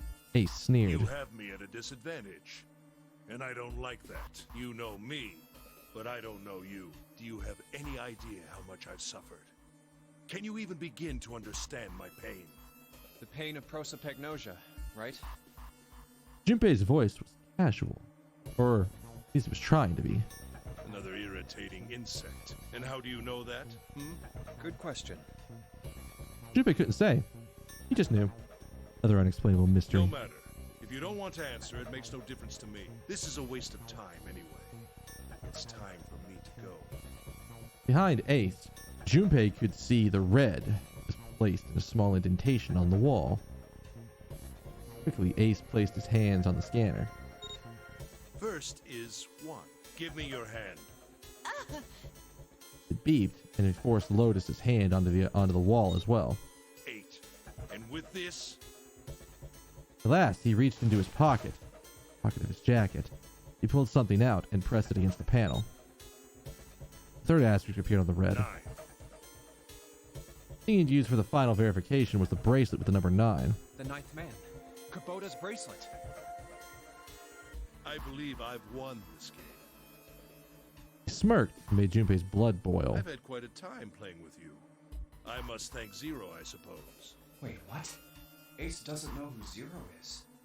Junpei's eyes flickered towards Santa. He hadn't moved since they entered the room. Santa was still holding his stomach and groaning as if in immense pain. He wasn't sure if it was real pain, but he wasn't sure it wasn't either. What the hell are you planning, Santa? At any rate, this game ends now.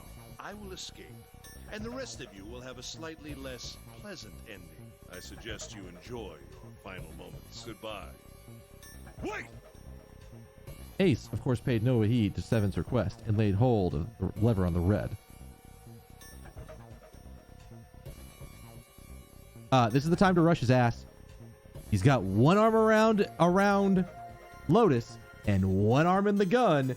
He doesn't suddenly magically have a third arm to pull the lever on the red. You charge his ass right now.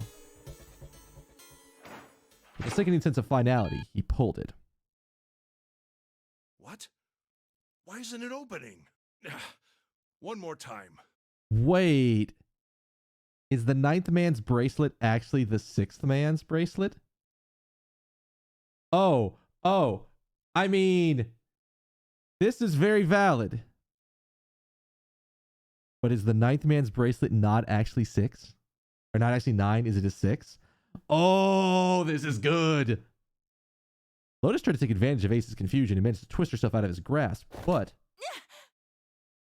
at the last second, he grabbed hold of the wrist and shoved it onto the red. Open. Unless Ace used his elbow for the lever. Okay, fair. I'll give you that one. He waved the number 9 bracelet over the red and then his own bracelet as well. He pulled the lever a second time. Get fucked. No! What is this? Why? The digital root should be 9! It has to be 9! Then why? Why isn't it opening? Somebody can't do math. He can't read. He can't recognize faces and he can't do math. Ace's fury and confusion had overridden all other thoughts. He set down the revolver. You charge his ass and get that revolver. It was just below the red. Now! Seven chose that moment to act. He moved far faster than a man of his bulk should have been able to, and launched that bulk straight at Ace.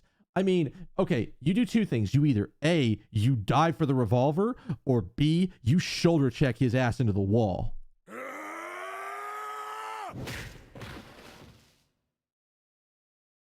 It was over before they knew it. No! In the blink of an eye, Ace was on the floor. He rolled onto his side, groaning in pain. Lotus ran straight for Junpei. She darted around behind him and stuck her head out, making sure to keep Junpei between herself and Ace. Oh, was close. Too close. Thank you, Seven. Don't mention it. Seven stood over Ace, his breathing slow and heavy. Just one punch ain't enough for this piece of shit. After what he did 9 years ago, I ought to rip him to pieces. But if a suspect can't talk, they ain't much good. Once he's locked up in a cell, we're gonna have a little chat. 9 years ago? Then you must be... Yeah, you finally figured it out, dumbass. Ace planted his hands on the floor and shook his head. Has no one gotten the gun yet? Has nobody gone for the gun yet? Junpei walked towards him. He stopped and looked down at Ace with pity on his face. Ace, you killed Kubota, Nijisaki, and Musashido, didn't you? Wait, Nijisaki? He peered at Junpei, genuinely confused. Oh, right. You don't know yet. All right. We'll just go through them in order then. Let's start off with Kubota. You talked to Kubota and managed to convince him to go into door 5 alone. You killed him without making it look like you killed him. The way I figure it, you had 4 motives. 1. In the nonary game, the number 9 is dangerous. Whoever had the 9 bracelet could join whatever team they wanted. Adding 9 to any number doesn't change the digital route.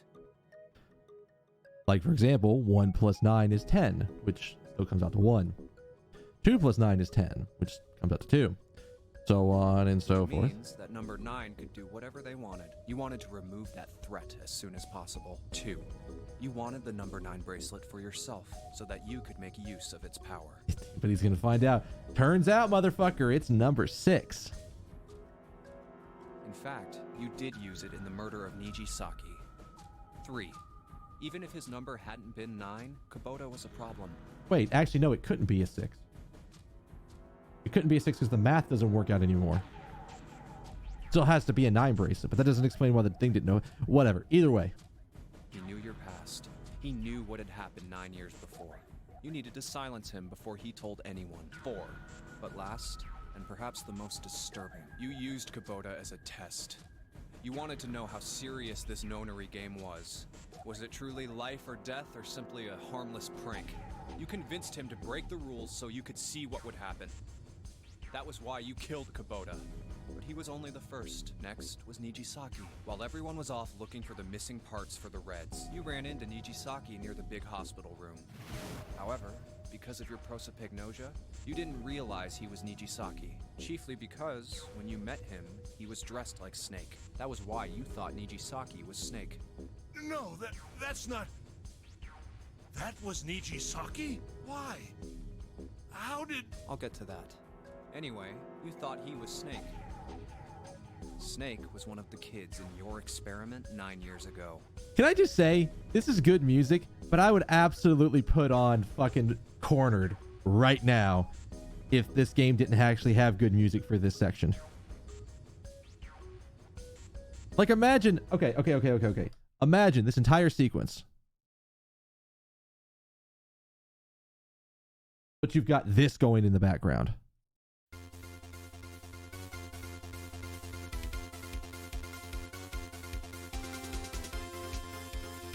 It also fits.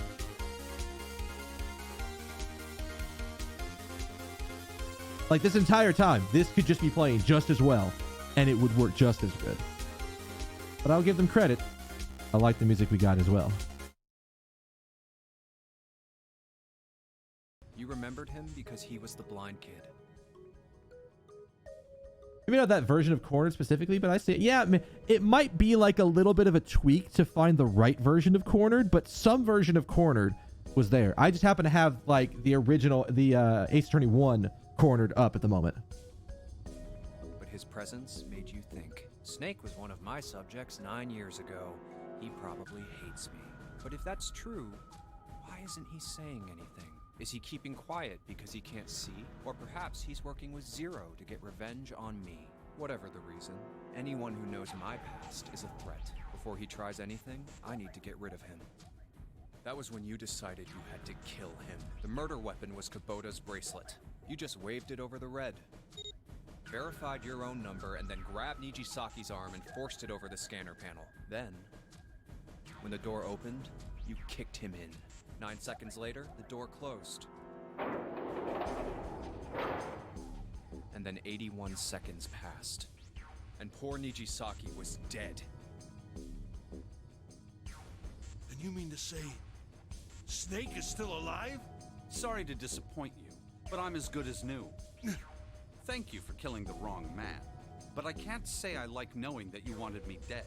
Although, to be honest, even if you hadn't tried to kill me, I would still hate you very much. Well, I wouldn't blame you. Ace's self-derision was frustrating.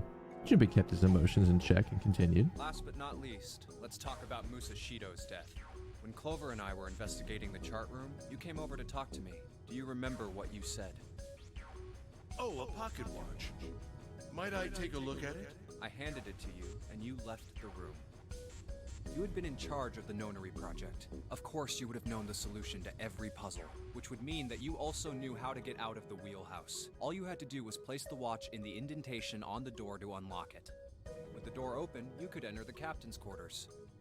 Musashido was there. Conveniently placed next to him was an axe that practically begged you to kill him with it. You picked up that axe and buried the blade deep in the other man's chest. I forgot about that. I hadn't even considered the fact that he could have gotten through that door and then just killed him right there. One blow was all it took, and then you returned to the chart room as if nothing had happened.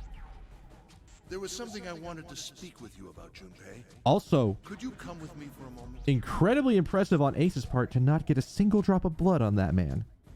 Not a single drop of blood after burying an axe into someone. Impressive. I had no reason to say no, so I followed you to the wheelhouse.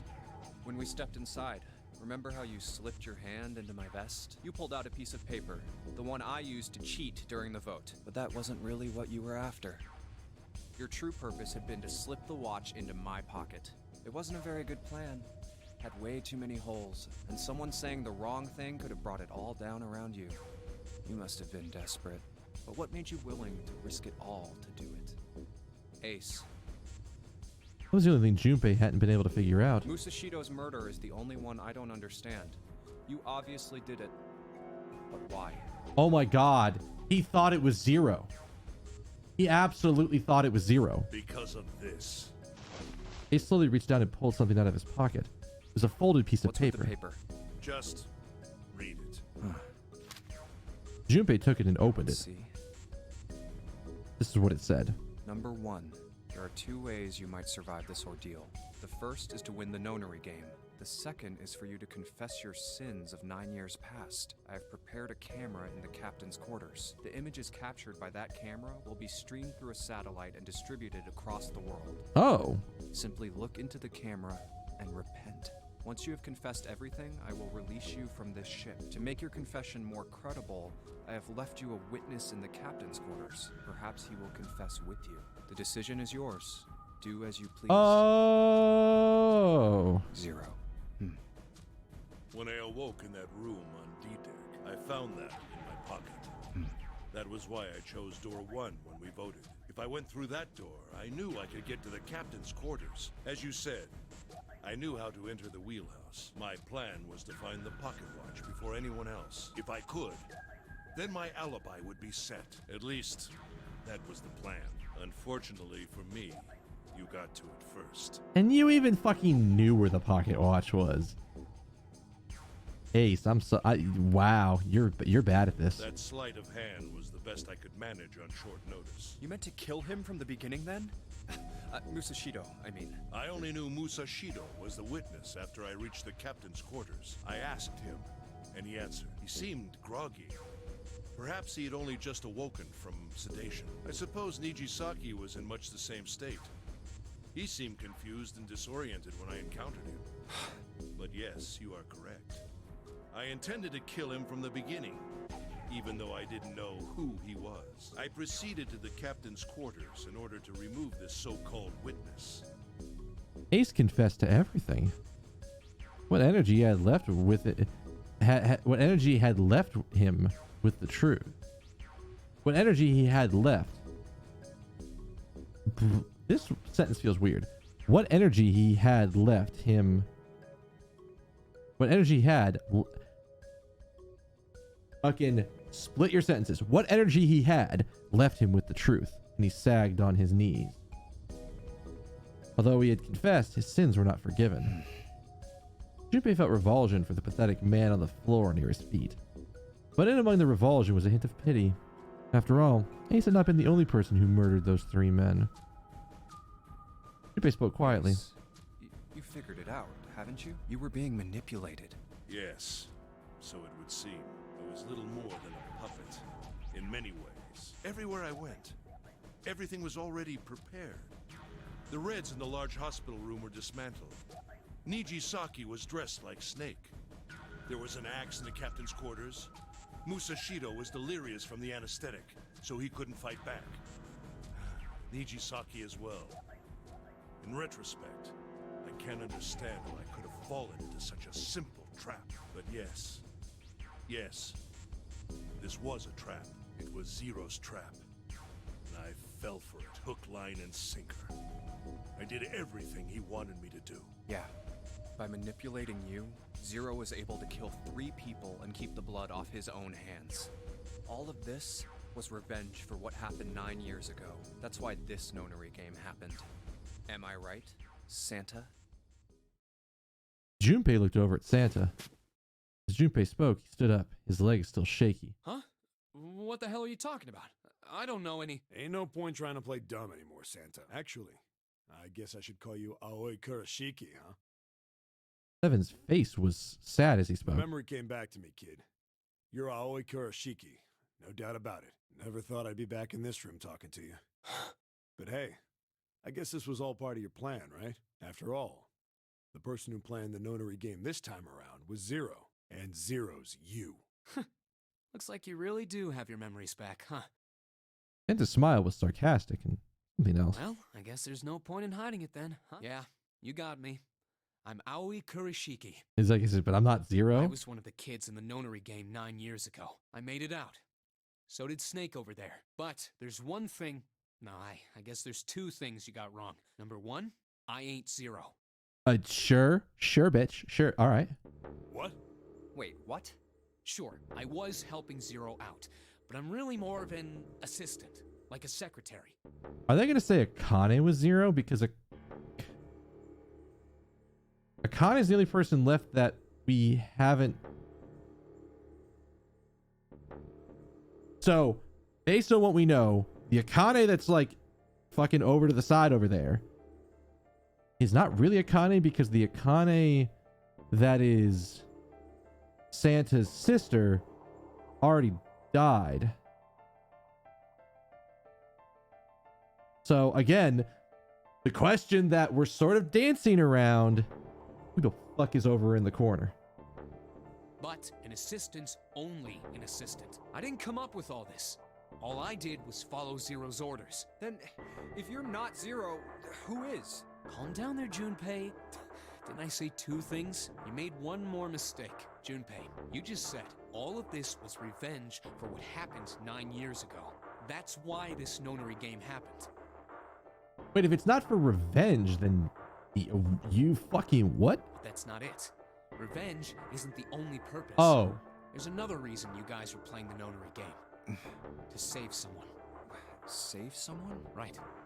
You were brought here to help my sister, to save Akane. What the hell are you talking about? Akane Kurashiki died 9 years ago in this room. I was there. I saw... Suddenly, Seven froze. His eyes went wide as dinner plates as he spun around towards June.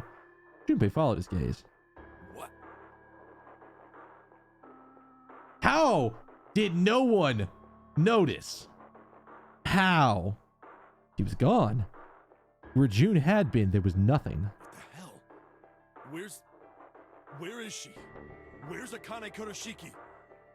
Seven began to mumble to himself. A strange series of words strung together as if his mind weren't functioning properly. His face was twisted with effort, as though he were struggling with something they couldn't see. He gritted his teeth and pressed his hands against the side of his head. Oh, my head! Oh god, we're actually all the way down here. It feels like it's gonna pop. Seven! What the hell is going on? I don't know. I don't know. Oh, I swear to God, my head feels like it's about to explode. From somewhere far away, they all heard a deep, heavy noise. Sounded like a tremendous wheel slowly beginning to turn. Santa seemed to have entered an almost trance-like state. His words were calm and measured.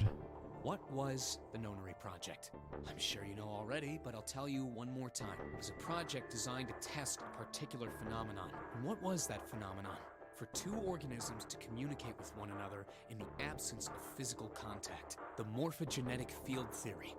Could human beings use these invisible fields to exchange information? That was what this experiment was conducted to determine. There were two separate locations. One was the Gigantic, and the other was a building in Nevada called Building Q. The 9 children trapped in Building Q were faced with numerous puzzles, copies of identical ones on the Gigantic. I'm not gonna lie, it feels like I've been in this apartment for way longer than I actually have. So I'm still getting used to what I have to do in the winter time. I actually have to bundle up more because of how fucking big the window is. They were told to send their answers into the morphic field set and transmit them to their brothers and sisters on the Gigantic. Oh, also, the other thing, that back wall is there is no apartment on that side. It's just like the outside where the staircase is. So unlike my last apartment, I actually have 2 walls that are exposed to the outside. So we gotta change battle plans. But anyways. The transmitters were put in Building Q, and the receivers were put on the Gigantic. Each sibling pair was supposed to be split up, but there was a mistake. Akane was a transmitter. She should have been in Building Q. However, for some reason, she was placed on the Gigantic with the receivers, like me. Perhaps she was mistaken for someone who was supposed to be in Group A. Whatever the case, Akane ended up on the Gigantic. I think I've told you enough. You get it, don't you? I'm pretty sure you know where this is going, Junpei. Where what is going? Don't play dumb. You know things you shouldn't. Things you couldn't. How did you know Ace had prosopagnosia? How did you know why Ace wanted to kill Kubota and how Nijisaki was killed? Were you surprised when you found out Ace was Hongo? And what about the coffin Snake was trapped in? How the hell did you open it? Well, that's... The answer to that is easy. Brain blast. He knew because I knew. Junpei was receiving information that I sent to him through the morphic field set. It's simple, really. How do I know the alternate futures, then? Imagine a river that splits in 2, like an upside-down Y. The river flows from top to bottom, from a single stream into 2 branches. It only flows in one direction. It can never flow backwards. Information is the same way. It moves from the past to the future, but it never flows backwards. That's why people at the river's source in the past will never know about those downstream in the future. The people downstream will never know about one another either. Information only flows along the path of the river. But I am different. I can manipulate the morphic field set to pluck knowledge from the future. I know what happens on either fork of the river. Even though the people on either fork know nothing about one another. Now, who am I? I am I, the 9th letter of the alphabet. But I'm also 0. No, that's not true. I'm not really 0, not yet. I'm just gonna say I'm less than 0. 0 is my future. In 9 years, I will be 0. Fuck? I can't swap. I can't swap off this. I cannot change this. June, no. Kane, where'd you go? Santa! Why's Clover? Oh shit. Freeze. Santa's got the gun. I guess he picked it up when we weren't watching. How was nobody watching Santa in this entire... There are some questionable things. People are like zoning out for like 20 seconds at a time. Can you find a YouTube video of the scene being displayed differently? Because I'll pull it up and show it on the I'll show it right here. Looks like he turned the tables on Ace, though. Wonder how he likes having a gun to his head. Get up. Sure isn't about to take that gun off him for a minute. Or is he? Ace isn't putting up any kind of fight. I mean, I don't think I would either, but he just looks drained. He's going for the door, huh? He doesn't need to verify to go through that door, but... Hey, what's your plan, Santa? What are you doing? Oh yeah, that can be memed out of context. Oh yeah.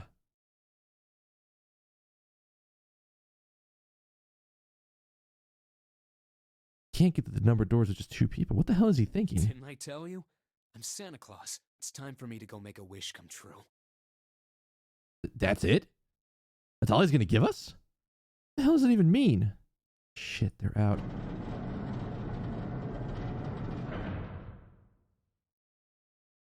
Now the gate's shut. The rest of us are stuck in here. They're all looking at me. At least Seven's headache is gone, but he seems to be alright. Well, I guess there's no harm in trying. This door still opens! Damn. Well, it looks like this door isn't opening anytime soon. You mean we're trapped? So it would seem. What the hell is Santa trying to do? Oh my gosh. Oh my gosh, what? Have you considered where we are? There can really only be one thing Santa would do now. No, you can't be serious. Oh, but he is. Shit, we gotta do something. We can still get through door 9. There's the red. Alright, we can do this. It's not gonna work. There's no way. 5 of us can't open this door. 2, 4, 5, 7, 8 is 26, which is 8. Any combination that'll work? Junpei, can I borrow your pen and notebook? Sure, why not? I don't think I'm gonna need them ever again. Well, she certainly looks purposeful. Looks like she's writing equations. A lot of them. Oh man, she doesn't look very happy. But hey, there's no need to be ripping pages out like that. Jeez. What the hell are you doing, Clover? Give me that! Alright, at least 7 got it away from her. Maybe now I can at least look at what she was writing. Let's see. She's basically going through every combination.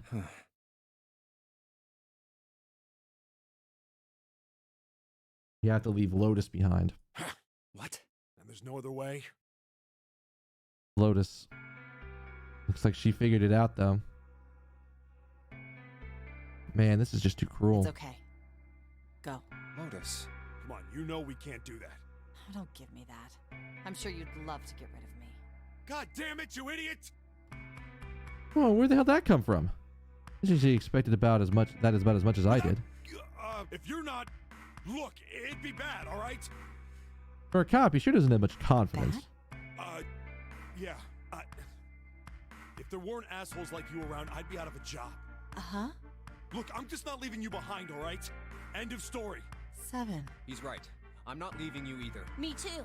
You didn't honestly think I'd abandon you, did you? You're all idiots. Act as tough as you want, Lotus. We can all see you're about to cry. That being said, however, I doubt we would be able to open the door anyway, even if we were to leave Lotus behind. Huh? Why? Remembered earlier when Ace did the 3 bracelet thing and tried to get out and it didn't work? I trust you remember what happened to Ace? I couldn't see exactly what happened, but I was able to guess what he was attempting to do earlier at the Red. Oh, yeah. No! What is this? Why? The digital route should be 9! It has to be 9! Then why? Why isn't it opening? Just to see. Why don't we give it a shot? Give it a shot? Yes, that is what I said. Just go and try and open it.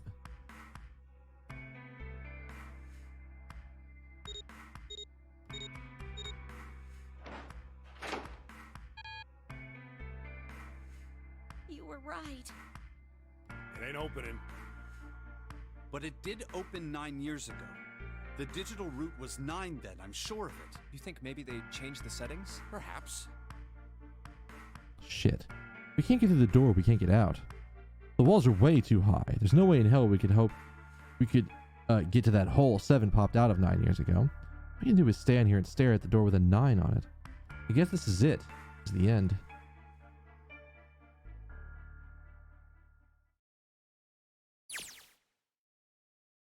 Excuse me, what? Kane Vision? Hello. I was watching. I had watched everything that was reflected in his eyes. I was listening. Every sound that vibrated in his eardrums, I heard. Smell, taste, touch. I felt everything he felt. I knew. I knew everything about him. What he was thinking, what he was feeling, what he was sensing. All of his feelings and worries and fears became mine. My mind, my conscious, was inside of him. Through the morphic field set, we were resonant. We were as one. I was him, and at the same time, was an observer. It started with a tremendous noise like a clap of thunder. That was approximately 9 hours ago. A bomb had gone off on the ship we were on. It was when my resonance with him began. My resonant event melded into him, and we became one. Inside of Junpei. Somehow I found myself in Junpei's mind, 9 years in the future. But I didn't lose myself. I was living in 2 realities at once. One was the present, and the other was the future. Perhaps you could think of it as 2 movies showing on the same screen at the same time. Eventually, it becomes difficult to separate them and determine which movie is which. However, if I concentrated, I was able to focus on one or the other. That was why I was able to grasp what was happening in front of me. Come on, over here! So that was her 9 years ago? That was my brother, Aoi. I was yelling. I followed him.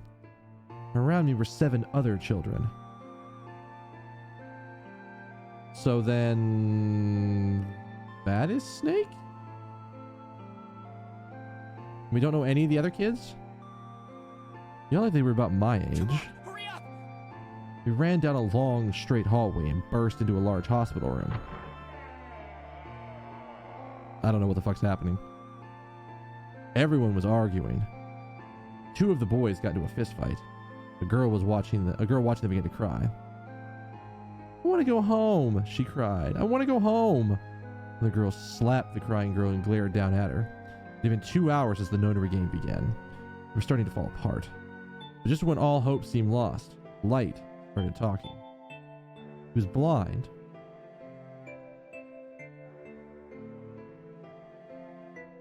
That was the 3rd name we knew. We knew Light. We knew... well, that was actually the 4th name we knew, actually. We knew Aoi, Light, and Nona. Hello? Everyone? Could you come over here for a moment? Alright, I don't remember if I said 9 years. He was blind. 9 years later, we would call him Snake. He was older than most of us, and his voice had authority and dignity. The fights died down, and we gathered around him. I have a little sister. She is very important to me. Just checking. Right now, she is over in Building Q and is desperately trying to send information over to me. Her name is Clover, and today is her 9th birthday. Wait, is her name actually Clover? As he spoke, he pulled something from his pocket. In his hands were 9 4-leaf clovers. I was going to give these to her as a birthday present. I was outside picking them when I was abducted. I'm sure I've already told you, but I am blind. For a man who can't see, collecting 9 of a very specific plant is... well, it is difficult. But my sister means a great deal to me. And I hope that these would show her how much I cared for her. Since it's her 9th birthday, I thought 9 4-leaf clovers would be appropriate. Every one of you has a brother or a sister in Building Q with Clover. Well, almost.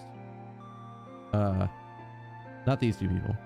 But either way. For their sake, we have to survive. We have to get off this ship. Do you understand? If we're going to do that, there are 3 things you have to remember. We need trust and love, and we have to have faith in one another. Wait, so Snake is the one that told... wait.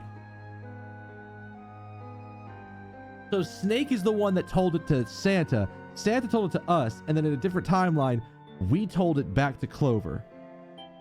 I imagine Clover has heard this before from her brother. If we can take all three of those to heart, then I promise that good luck will come our way. Did you know that the leaves on the four-leaf clover mean faith, trust, love, and luck? Those words are leaf words. So if you believe what I've told you, and you understand, then I want you each to have one of these. They're a promise between friends. He gave a clover to each of us, and I took one too. Eventually, he was left with only a single four-leaf clover. He had one last thing to say. Don't ever forget, so long as you have that, we will always be connected. Do you understand? When he finished, the tension of only a few minutes before was gone. We were calm. No. I wasn't trying to skip. I was like, well, this button up here usually changes to another vision. What's going on? After that, we ran around the ship for a while longer and opened several of the numbered doors until we finally found a door with a number 9 on it. In fact, there were 2 doors with 9s on them, and we found them in the chapel. We split into 2 groups and walked through the doors.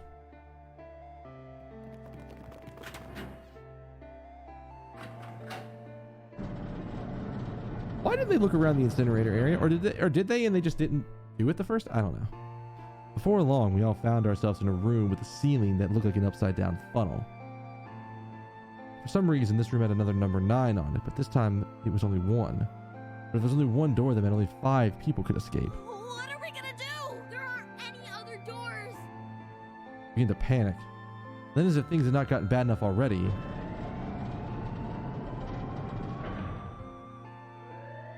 Warning. Emergency incineration command has been acknowledged. Automatic incineration will take place in 18 minutes. Please evacuate the incinerator immediately. Repeat. Emergency incineration command has been acknowledged. What? What's happening? What did that thing say? That didn't sound good. my brother always swallowed hard and answered. I think it means this room is gonna burn. Burn! The plaque on the door says incinerator, and that voice said that the incineration is about to start. And incinerate means to burn. No! Help me! Abject terror filled the room as everyone began to scream and cry. Every pair of eyes filled with despair. Then, high up on the wall, the door opened and a man appeared. This huge, frightening mountain of a man, as large as a bear. 9 years later, we would call him 7. Don't worry, kids. I'm not your enemy. I'm one of the good guys. I'm a detective. I'm here to rescue you. The rest happened just like 7 said it did. 4 of us who stayed behind were saved by 7. We crawled through the vent and away from the incinerator and slid down into the hall. We came on the other side of the door of the door 9. On the wall opposite the door was a set of double doors. We went through those doors and began to run up the spiral staircase. As we ran, I led the way. Behind me were Nona, my brother Aoi, Snake, and 7. The other children, the ones who had gone through door 9, were before us, were up ahead. I hear them cheering each other on. We ran and ran and ran. We leapt across as many stairs as we could and kept running. The stairs spiraled upward like a tornado. Eventually, I pulled ahead of the rest. Perhaps Nona had slowed them down. I didn't want to lose them, so I slowed down as well. I didn't want to stop, but I glanced over my shoulder from time to time to see if they had caught up. That's when I realized... No, where is it? Did I drop Jumpy's present? Are you kidding me? I knew I had it when we passed through the vent. Then had I dropped it as we slid out? I had to go back. I had to. But I knew I couldn't tell the others. They would stop me. I was sure of that. I didn't stop to think. I simply moved. I ran to the central hall that connected all the other areas of the ship. I hid in the shadows, and a moment later I felt a rush of wind as they ran past me up the staircase.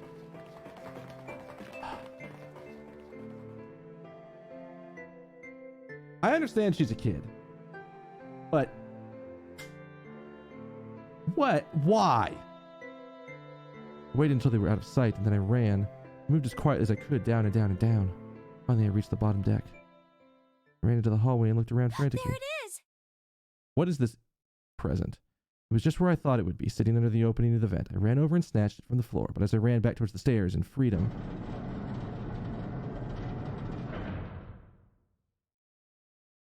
the door to the incinerator opened, and a man stepped out. It was Hongo, Kentaro Hongo. 9 years later, we would call him Ace. Ah, how wonderful to see you decided to come back. Yeah, I'm just like, God damn it, Akane. His smile made my blood run cold. It looked mechanical, as if someone had simply pulled up the corners of his Come mouth. with me. We must continue the experiment. Shook my head, eyes wide. Slowly I began to walk backwards. 1 step, 2 steps, 3 steps. Then I spun around and broke into a run. I felt Hongo's hand close over my left wrist. I said, come with me. There was an edge of insanity to his voice now. I pulled as hard as I could. No! Stop! Let go of me! Let go! Shook my body and flailed my arms desperately, trying to get Hongo to let go of me. Still only a child. I was no match for a man like Hongo. Not if you punch him in the dick. Stop struggling, goddammit! Do as I tell you! He heaved on my arm, trying to pull me into the incinerator. I screamed. Help me! Somebody help me! Then suddenly, Akane! the door to the stairs flew open. My brother and Aoi burst out of it. I don't get why they didn't rush this man. Behind him came Seven and Snake. Akane! He cried my name again as he leapt towards Hongo. You came back! I cried out. But then, You're too late, idiot! Hongo threw his full weight against my arm, pulling us both into the incinerator. Okay, the way they described it before, it almost seemed like they didn't try to rush his ass.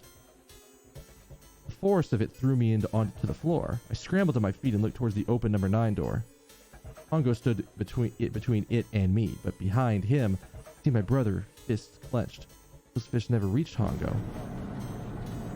So, okay, so what the fuck is going to happen here? I don't understand what's about to happen. With the cold, heartless screech of metal on metal, the door slammed shut. Hongo glanced at me mechanically, face registering that there was an object there, but not anything he would consider a human being. Then he turned away, walked to the red that sat next to the door. He reached into his pocket and removed 2 bracelets. He waved them both over the scanner panel. 2 asterisks appeared on the red. He checked the screen and then tossed the bracelets carelessly onto the floor. What was he doing? What was the point? He made no effort to explain himself, of course. Did nothing at all and walked past me as though I were nothing more than a rock by the roadside. It was from Seven's point of view, yeah. A few moments later,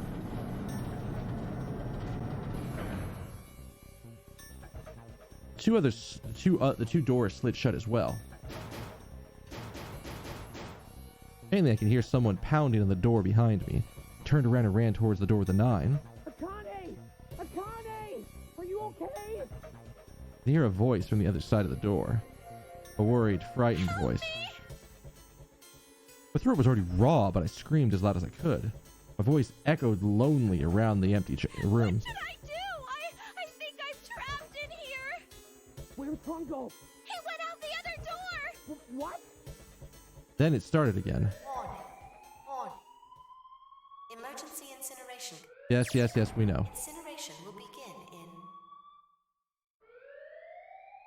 Junpei vision? 18 minutes. Please evacuate the incinerator immediately. Holy shit. Man, I knew what I knew what it was going to say, but that is one hell of a creepy voice. I knew it! It's starting. Santa started the incinerator. Why? Fuck! Man, I never thought I'd hear that damn voice again after 9 years. What the hell? What the hell? What in God's name are you talking about? It's 9 years this and 9 years that, and when it's not 9 years something, then you're talking about some sort of fucking experiments. You aren't making any sense. Okay, so this is something that I've already seen. Right?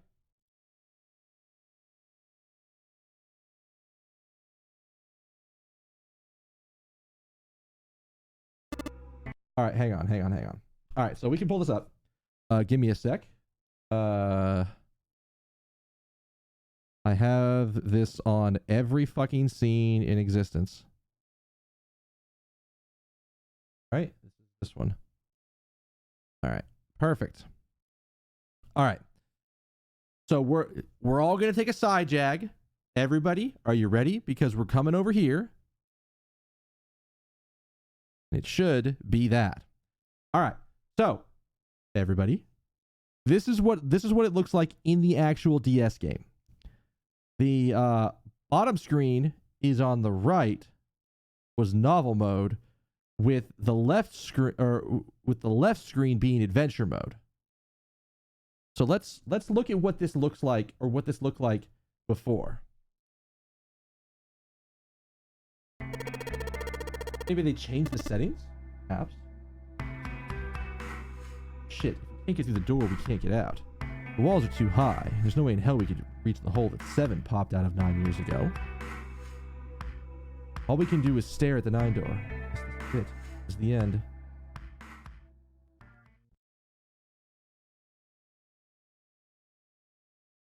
I was watching. I had watched everything that was reflected in his eyes.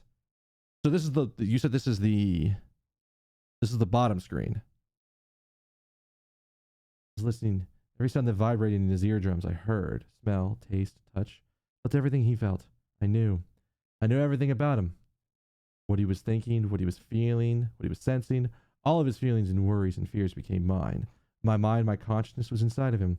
Through the morphic field set, we were resonant, and we were as one. I was him. At the same time, I was an observer.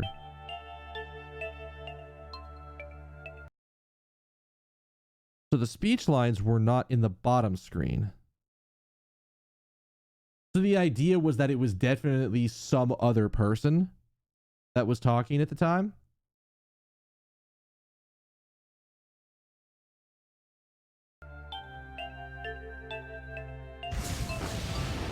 It was always just Akane. Oh, so I guess we were, but you don't realize that until this scene. Oh, okay. I see. I can see how that's a little bit harder to get across.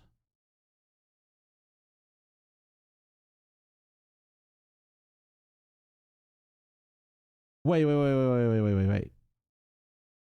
So what you're saying is that anytime we've ever been in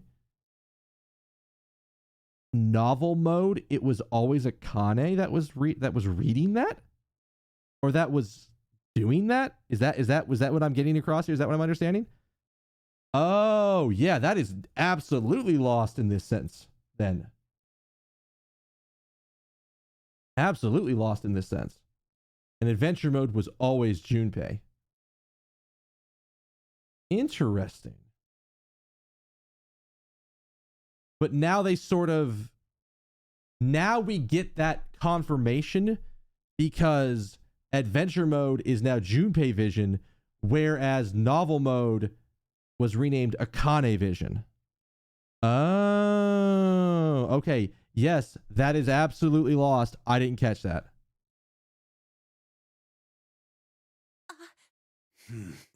I'm sorry, Lotus, but we really don't have time to explain it right now. I promise. I'll tell you everything once we get out of here. But that concept was all the thought the duel was all thought the duel was all throughout the dual screens in the original. Oh. Incineration will begin in 17 minutes. You know what that means, right? Incinerate means burn. What kind of idiot do you think I am? I know what incinerate means. Well, god damn it. Okay, fine. I won't ask anything else. Talk about whatever you want. But you have to do something for me. 7, figure this out. What? Why me? Just shut up and stop this thing. How the hell? There has to be some sort of emergency shut-off button. Yeah, because now I can't swap. There isn't anything like that. How the hell do you know? Fucking Clover. Because I looked for it 9 years ago. Yeah, Lotus isn't happy about that. Can't really blame her. Wait. The floor, it's moving. What in the sweet fuck is this? What else can I say about it but... What the hell is that? What is that? What is that? I mean, I wouldn't be fucking surprised if 7 knew Lotus at some point because of investigating the entire thing. Would not be surprised. What else could I say? The floor opened and a machine rose up out of it. It looked like a computer. At least it kind of did. There was a monitor, a keyboard, and a cross-shaped device of some kind. Something about the machine scared me, but I forced myself to walk up to it. Terrified, tears poured down my face. I wiped them off, even as more took their place, and I forced myself forward. Finally, I reached... Oh, whoops. Excuse me. I reached it. I looked at the screen. It was blank. All I saw was my own frightened face staring back at me from the glass, drenched in tears. I can see is this reflection of my own face. I'm looking kind of freaked out. I know I'm sweating like crazy, but seeing this kind of drives it home. Hey, Junpei, just calm down, all right? Everything's gonna be okay. Man, I wish this thing would shut up. Incineration will begin in 15 minutes. All right, back to this thing. If it's only showing up now, then it's gonna be important. What the hell am I supposed to do with it? Hey, move! Hey, we're all tense, lady. Doesn't mean you get to shove people around. She is the programmer. Okay, it's turned on. There's nothing on the screen, though. Oh, this is bad. This is really bad. If there's nothing on here, how are we supposed to do anything with it? Sure, I'll just push buttons. I'm sure that'll... At least it's on now. On the screen, though. What is this? What's up? It looks like some sort of puzzle. Got a bunch of numbers and letters scattered across a 5x5 grid. The numbers range from 1 to 8. Do you think that if we solve this puzzle, the incinerator will stop? Yeah. Well, we can hope, right? All right, puzzle, how do you work? Man, that goddamn voice again. Incineration will begin in 13 minutes. Shit, 13 minutes. Can we really do this? My heart feels like it's gonna pop. My heart was pounding like it was about to explode. I stared at the puzzle on the screen. I was sure I had to solve it somehow, but I had no idea how. My connection to Jumpy had been gone for a while. His mind was gone, and I couldn't get any more information from him. Let the seconds tick by as I stared at the screen, completely lost. My cheeks felt hot as tears poured over them. I heard a voice. Hey, what are you doing? It was muffled as I turned around. Just against the window in the entry door was a frightening, evil face. Tongo. He wasn't even watching me. Don't know what to do? He was yelling, but his voice was still muffled. Oh, really? But I suppose I might as well tell you. Just solve the puzzle on that machine.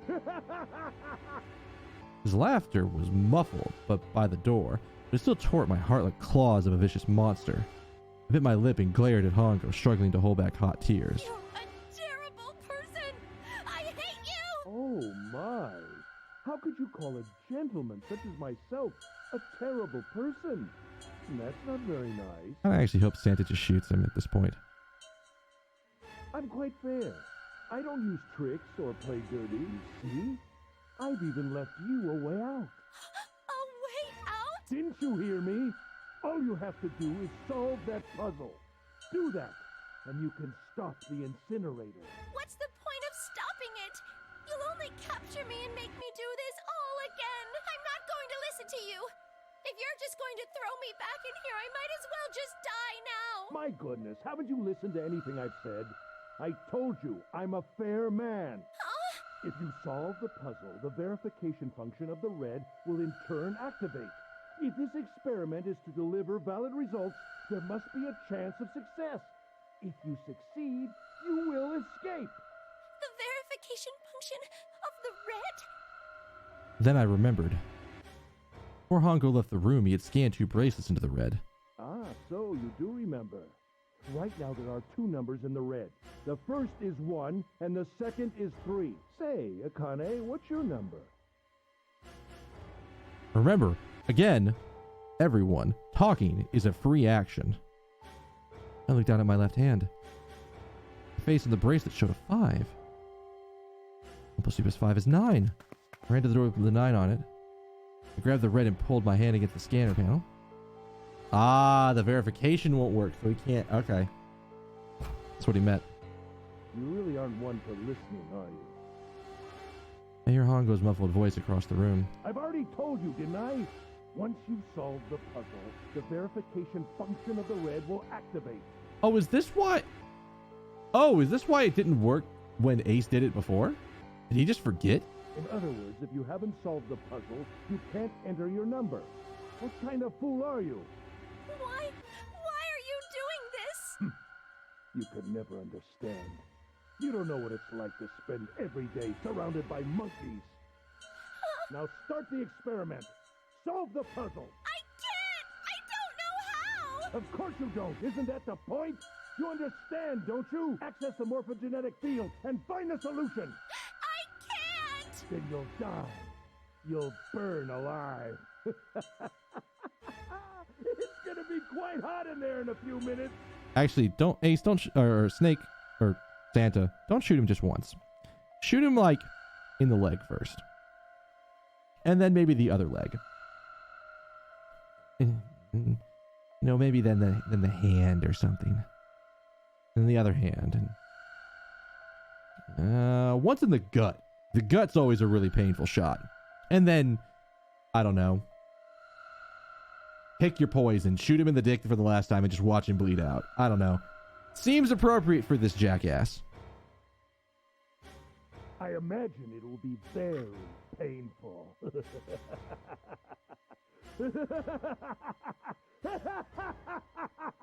But wait. We know she fails, so we have to succeed, and then. Oh, we're about to hit some timey-wimey bullshit, aren't we? Because we succeed in the future, she knows in the past how to do it? And then she can get out, and then she exists in the... Oh, my eyes have gone cross-eyed again. Oh boy, here we go. His horrible laughter echoed across the room, and even after his face disappeared from the window, I could hear it. Incineration will begin in 10 minutes. It's got to at this point. That's like the only way this works, is timey-wimey wibbly-wobbly. Like, she died in the past, but because in the future we've solved the puzzle, in the past she knows how to solve it, which means she didn't die in the past, even though she did die in the past, and now she's here. I don't know if she's been a ghost or a time traveler. We're not sure of either one at this point. It's crying. Great gulping sobs broken by hiccups that shook my body. It's terrified. I could feel my fear pressing down on me like a tremendous weight. Somehow I forced my shaking legs to carry me back to the device. I stared at the monitor. I can't. I just can't. There's no way. I can't figure this out. What was I gonna do? I didn't know. I didn't even know where to start. Fear scattered my thoughts, and all I could do was... Well, I could think it was how I was gonna die.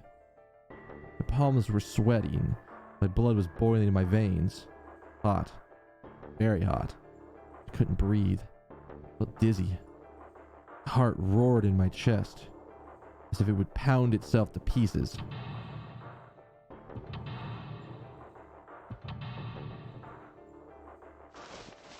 I reached into my pocket. I wrapped my hand around the thing I'd come back to get. A doll Jumpy had given me. At least I had that. I held it tight with both hands and prayed. Help me, Jumpy! Help me! Help me! Help me! Jumpy! Jumpy! Jumpy! Please! Help me! Jumpy! And so all of this would be on the lower screen, and then you would go up to the top screen and actually solve the puzzle, and then... Ooh, okay. Brain blast. Akane? Akane? Who the hell is Akane? Shut up! Just shut the hell up! Seven and Lotus didn't understand, or don't understand. I think Clover and Snake have an idea, though. Clover's looking at me. I think Snake might have figured it out.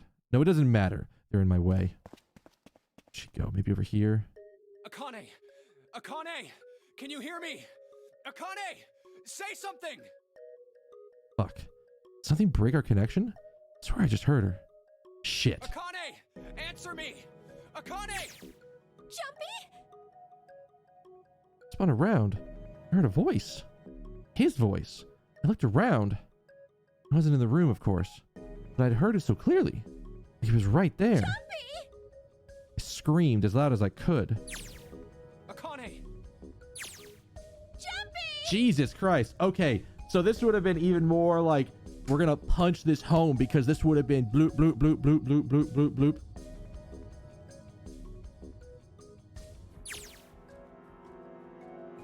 It's her. She's here. She's there. And that means... Akane. Jesus. I'm really glad I have the stream deck, because otherwise this shit would not be happening. Wait. Oh, wait a minute. Is the reason she disappeared is because we haven't fixed the timeline yet? Is that what happens? We haven't fixed the timeline, so she doesn't exist in our future timeline. Akane. Are you an incinerator right now?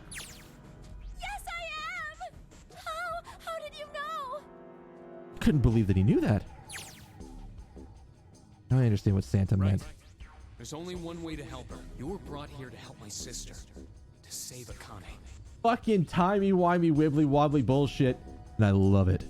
I think I get it now. Incineration will begin in 7 minutes. Jumpy, we don't have time! As quickly as I could, I told him I had to solve the puzzle in order to stop the incinerator. Got it. And I do too. I get everything now. At least I finally understand what all this means. I know why the nonary game was held today. I know why we were kidnapped and brought here. It was all for this moment. All of this was planned to lead out to this one moment. Oh my god. This is insane. Can't believe it, but there's only one possible answer. June is... 0 is... Akane Kurashiki. She recreated the history of the future that she had a glimpse of 9 years ago. She tried to save herself that way 9 years ago. She's trying to save herself right now. That means that there's only one thing for me to do. Even if this is all some sort of insane plan, I will save her. I will save Akane Kurashiki. Must save her, no matter what. Incineration will begin in 6 minutes. How in the world? They know out of all the Junpei people. I mean, okay. Like, Santa's her brother. He probably knows who this is. I doubt. They're the same age, roughly, right? They probably knew. He probably saw who his sister was hanging around with. He probably knew who it was. 6 minutes. The voice reminded me how much time I had left. Yeah, I know. Just hang on, all right? I promise I'll get you out of there. I'm not gonna let you die. I promise. So don't worry, all right? Just give me a few minutes, okay? Okay. The voice shook as I answered. It was hot in the room. I felt like my heart was on fire. 6 minutes or not, my heart burned with my feelings for him.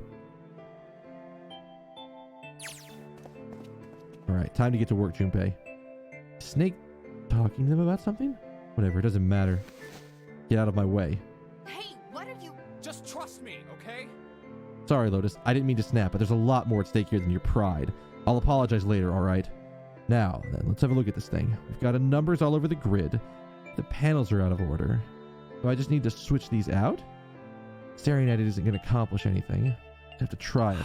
Just think of what I did all those times before. I'm gonna do this on my own, with my own mind. I'm gonna solve this problem.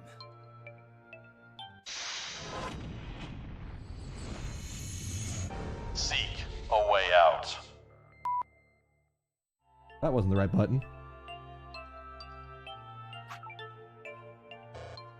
So that one's locked in.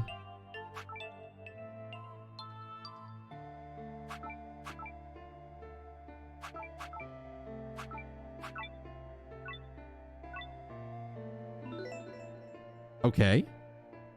Please enter the password.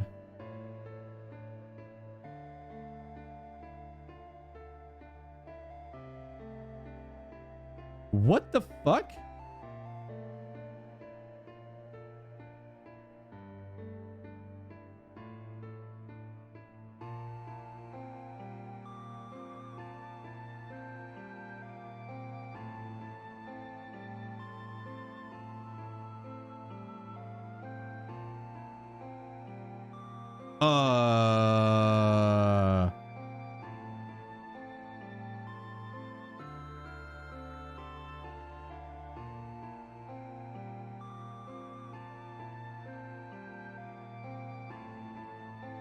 would the password be? And everything we've learned, what would the password be?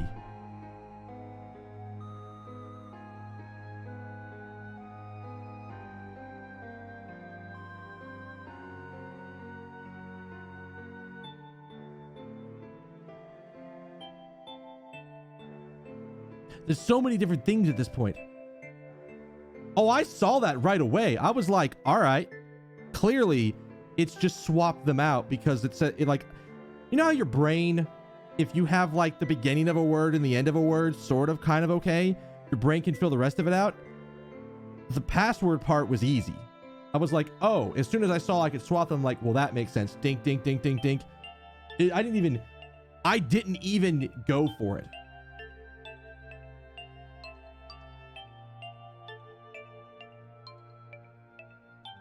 Is it like... That doesn't seem right. No, that's not right. All right, we're going to be here a while. If it ends up being the numbers.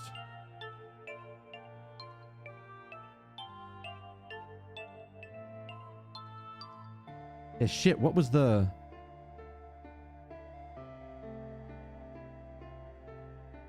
God damn, I could imagine getting here and not having any clue.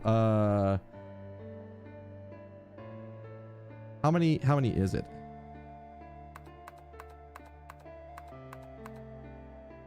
So it's 8?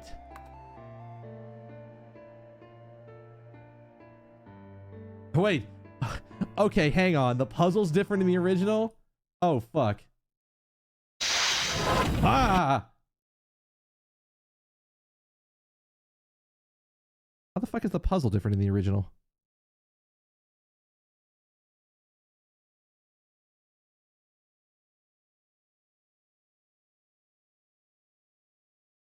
Also, Jesus.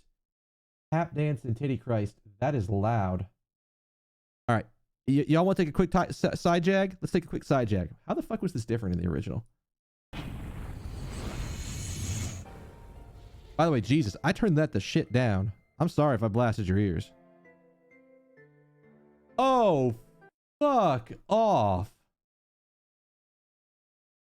It was a Sudoku puzzle in the beginning? Holy shit. Holy hot damn. Holy hot damn shit. All right. Better not be as dumb as I... And you had to flip the DS upside down? Oh, you cheeky bastards. All right, we're going to try the dumb thing. Not password. Okay.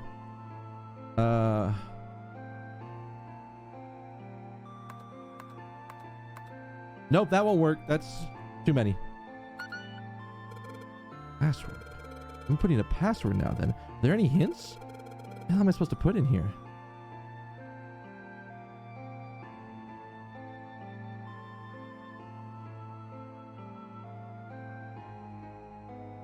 By the way, I haven't gone any further in the video than you saw, where you saw the upside down thing. You saw in the video how the whole thing was upside down? Yeah, I did. You can even still see it. It's upside down.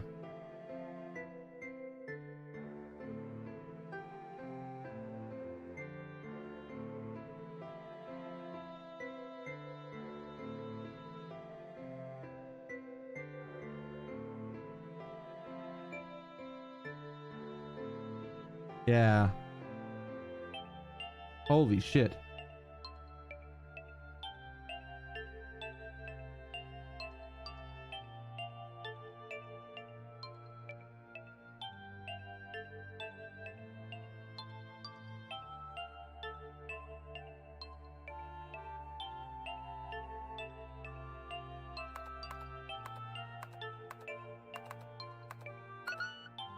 Okay. Thought that might have been it.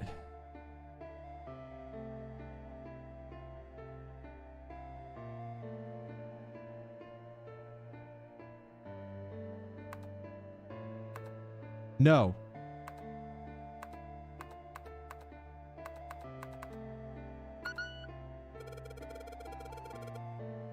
This screen appeared after I solved the last puzzle. Maybe the hint is in that one?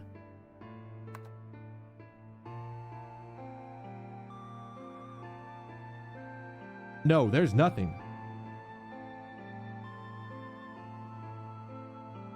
Jesus Christ. Like, I did the first puzzle so fast, I don't think I even have any clue.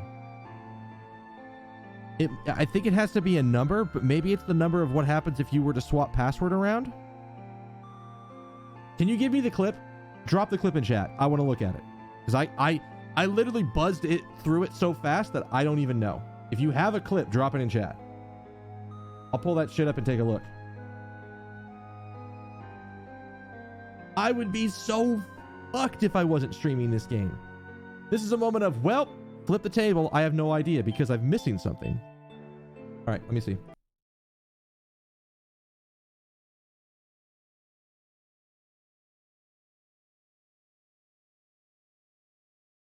Okay. So it was originally 1A 3S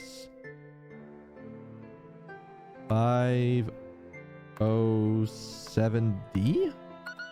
That's not it. I know that when you put all the numbers in right, it swapped to it basically swapped a password. Or everything in the center flipped 9. One. Why are there 2 1s? I mean, there's a bunch of them, actually. There's a bunch of duplicated numbers.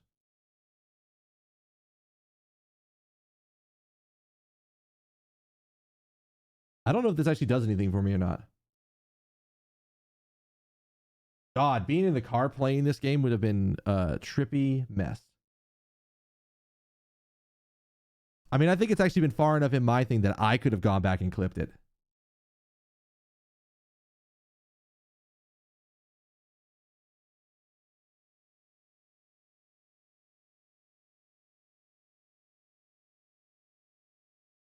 I don't know.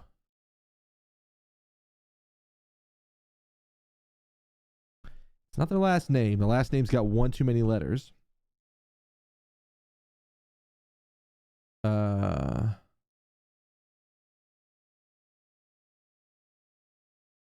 It's not something dumb like. Not something like that. Puzzle. The answer ended up being password.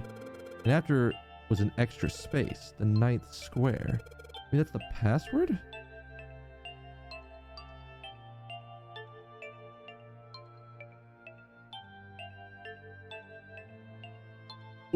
Oh God. All right. We're gonna have to learn. What does this look like right now?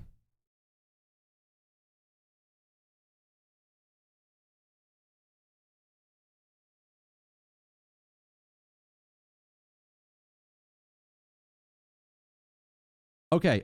I at least have it configured right. So, just to give everybody an idea what I'm looking at.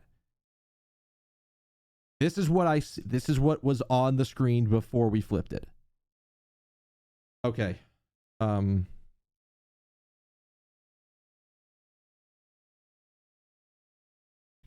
Which one's the one I really like? Is it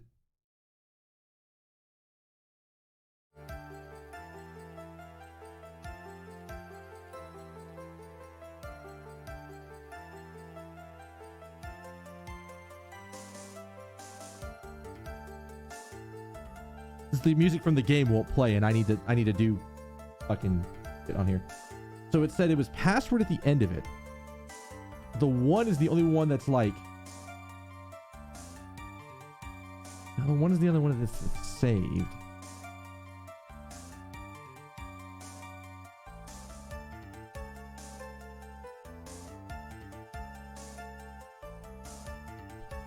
Okay.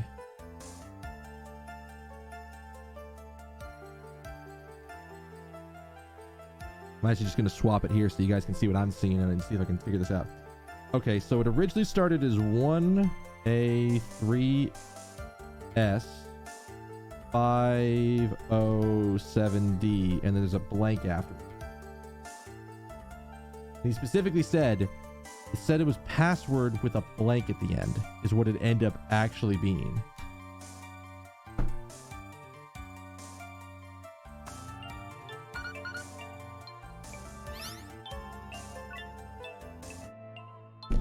Got it. Yes, that's it. Got it. Got it. I had to think about it for a second. Because, and I'll even go over this, because, I guess I still set the loop, right? So when I swapped everything, every single spot in between was a 9. And I'm like, well, that's the only thing I haven't tried. God, if you tried to brute force this would have been fast. But it makes sense now. Because it's the only thing that's not shown in here. It would make sense to try the thing that's in the blank spots here. Can we check something? Did I do this fast enough? Did a 9 show up here?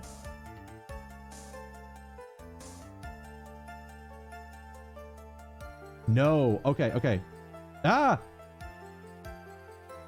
So you see how 9 showed up in every other square. I was like, fucker, if a 9 showed up here, oh. Alright. Anyways. Back over here. Akane, did you get it? Also, I'm going to set this back to shuffle tracks, so it should skip around. Yes, I did! I solved it! I mean, really, you solved it for me, but I copied everything you did. Now I just have to press enter. Then what the hell are you waiting for? Push it! Okay, I will. Hit the enter key.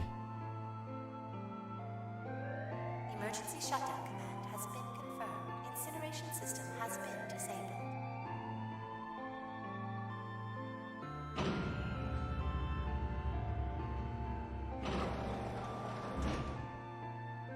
Oh yeah, we're doing timey-wimey bullshit.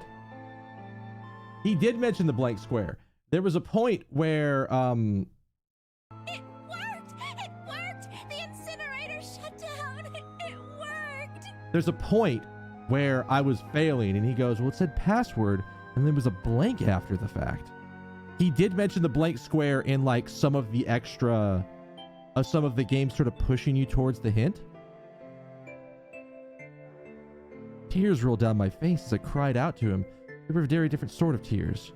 A wonderful feeling of accomplishment and relief flooded my body. At the same time, what strength I had left disappeared, and I collapsed to the floor.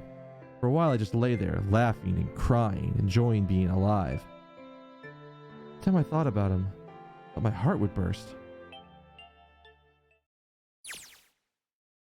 Whew. I can't quite believe that I did that. I'm so glad. Oh, glad. I feel like my heart's on fire. Okay, you know what? You know what else I want to learn? Hang on, can we learn about something else real quick? What is the second half of this puzzle in the DS version? All right, I want to know. What does the second half of this puzzle look like?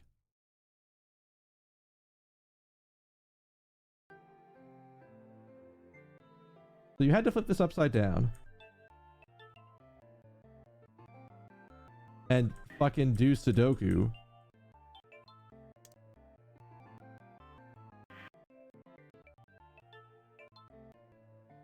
Oh, and the digital route. Well, no. I want to know what the second part of the puzzle was. So it gave you 2 plus 4 plus 5 plus 7 plus 8 at the end, which is 6, 11, 18, 27. No, 1826, which was 8?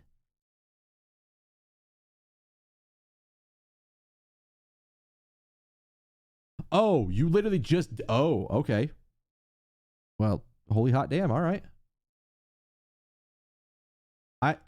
I don't know if I like this puzzle better or I like the other one better or not. I'm not sure. I feel like my heart's on fire. Wait, did it not stop for us? I don't have time to be thinking about that kind of shit. Need to tell Akane. Akane, sorry, but things are kind of busy over here. I'm gonna have to hang up now, okay? Oh, of course, that's fine. I wiped the tears from my eyes and nodded vigorously. And even though I knew he couldn't see me, I looked over at the corner of the floor. There were the 2 bracelets Hongo had left behind. Both pretty weak relative to the rest of the game. It's a pretty... Like, the only thing that makes that puzzle hard is that you have no way to see the other screen that you just came from.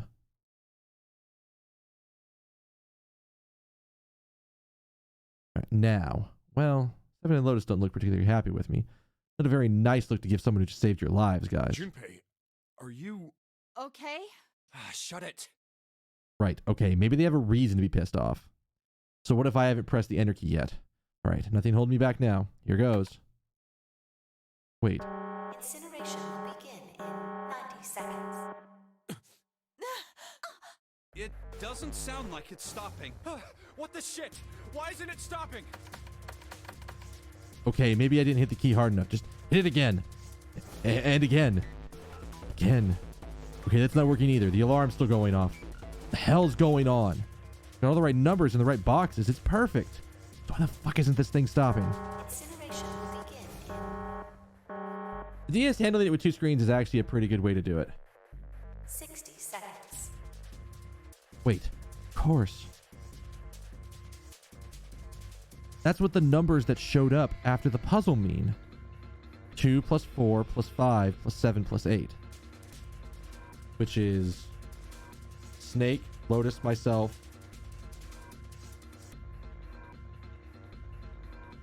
Then number 9. No, that's it. It's the number on the door isn't a 9. Not even a number. It is hidden, but an exit can be found.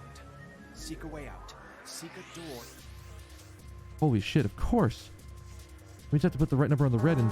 Incineration will begin in 30 seconds. Run, guys! Get to the door! Run! Oh shit, oh shit, oh shit, oh shit. They don't have much time.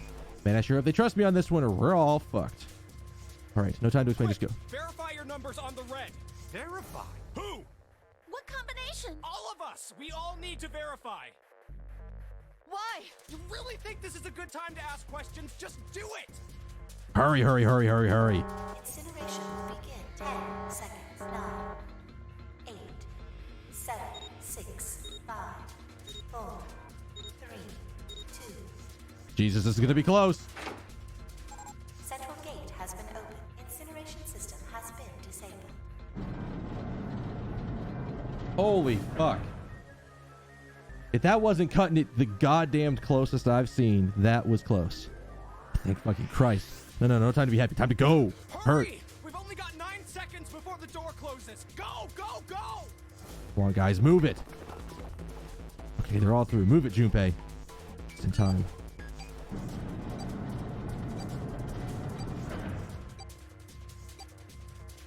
And there goes the door. No, don't calm down now. You're not done yet. You're still gonna find the dead. Cut chunk.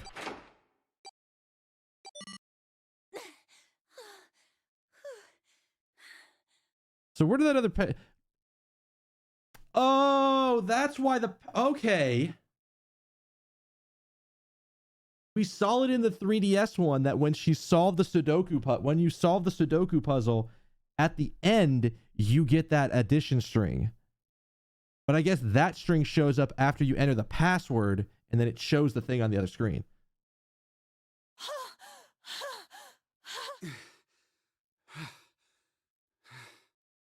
Shit. Looks like we made it, huh?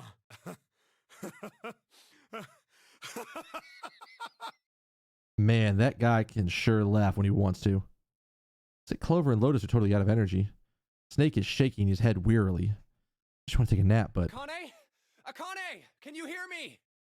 I want to tell her we made it. I want to tell her I want to tell her how good I feel. But nothing.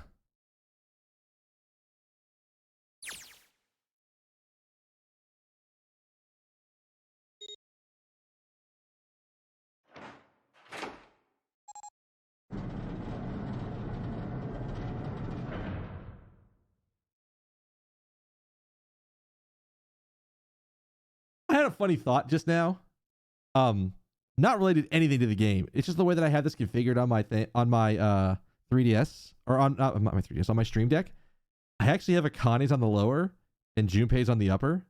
So like advanced vision when we're doing the puzzle solving happens to be on the upper, happens to be the upper button, and then when it's Akane's vision, when it would have been on the lower screen, it's actually on the lower button. Didn't intend to do that. I had no idea that I would do that. But yeah. Door opened. Standing in front of it was my brother. Akane! Oi! Cried his name, even though my voice was almost gone from screaming, and left him into his arms. Oh, oi! Lady, you need to verify. Akane! Buried my face in his chest and cried again. Cried and cried and cried. Steady thump of his heart in my ear made me feel like I was home. It was almost like a lullaby. I wrapped my arms around him and as far as they would go and held him as tight as I could. Just to be there felt like a miracle. I hadn't felt the warmth of another human body in what seemed like an eternity. I just wanted to stay there in his arms forever, but I couldn't. The moment I passed through the door, my bracelet had begun to count down to death. I leapt away from him and looked around. The door had already closed. I spotted the dead only a short distance away. It only took me a moment to get to and scan all the bracelets I left the ones Hongo had dropped on the scanner panel. Wait. That was it. I took a deep breath and looked around again. The huge detective who we called Seven 9 years in 9 years, and Snake, the blind boy, were looking at me. They seemed to have been utterly stunned by my sudden appearance. Their eyes were wide and their mouths hung open. Right, let's get out of here. If we don't book it, we might run into Hongo again. Oh, he was right. It's time we got moving. The mention of Hongo seemed to jar Seven and Snake. Rather surprised, they nodded. We took off, running up the spiraling stairs to freedom.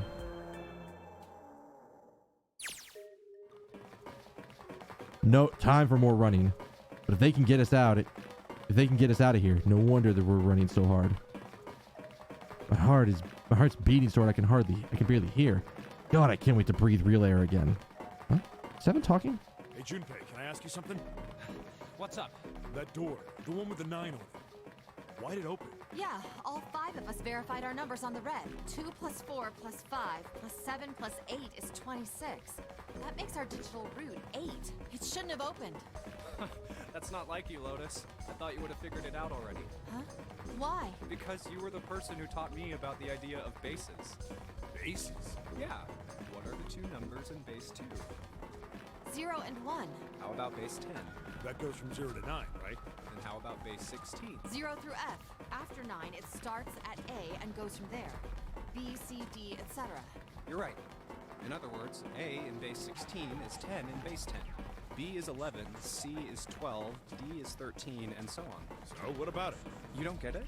What if we keep going with that pattern? What if you go way past base 16 all the way to base 27? Base 27? Yeah. Well, the numerical digits are the same, so I guess you'd add alphabetical digits. E is 14, F is 15, G is 16. H is 17, I is 18, J is 19. K is 20, L is 21, M is 22. N is 23, O is 24, P is 25. Yeah, and? What comes after that? Q. 26! And what does that mean? Wasn't a 9 on the door. It was a Q? It's a Q! A fucking lowercase q! Yep, that's pretty much it. I guess to put it another way, you could say that it was a 9 in base 10, but a Q in base 27. Time for more running. God, my thighs are killing me. I swear, any moment now I'm going to tear a muscle. I feel like every single cell of my body is dying for air. Every damn breath I take is a chore now. I feel like my lungs are going to burst. Maybe just a short rest. No, can't stop. Won't stop. Don't have time. Come on, legs. There can't be many more of these steps left. Let's run. Run! Like a bullet down a rifled barrel. Like a tornado cutting up through a sea of clouds. Yeah, a goddamned lowercase q. I looked at that and went, that is the fuckiest lowercase q I have ever seen. I feel like we were running along the back of a giant coiled dragon. Maybe we'll see King Kai at the end. Finally.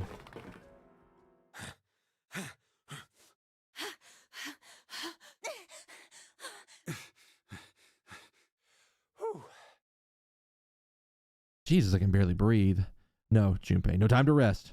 Pull yourself together. You're almost there. All right, I'm gonna open it. Yeah. Yes, we're finally here. Please do.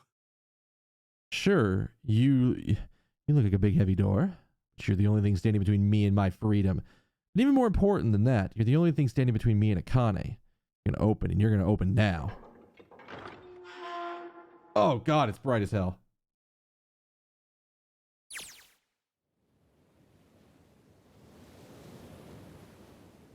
With a hand on my shoulder. It's Owie's. Gave it a small, reassuring squeeze. So happy I feel like I could melt. My heart was at peace. Not only because my brother and I were back together again, thanks to the huge detective, all 9 of us who had been kidnapped. We were finally able to escape from the gigantic. Is the newspaper going to update to say 18? On the distant horizon, we could see the faint outline of the ship as it sank. Gave a thunderous roar as it finally slipped beneath the waves. Its last cry echoed out across the ocean. It was gone. Howie whispered. Yeah. It was over. Finally over. Or was it? Was it really? But that was wrong. That wasn't it at all. I was sure of it. This wasn't the end. It was only the beginning. This was only a prologue to what would happen in 9 years.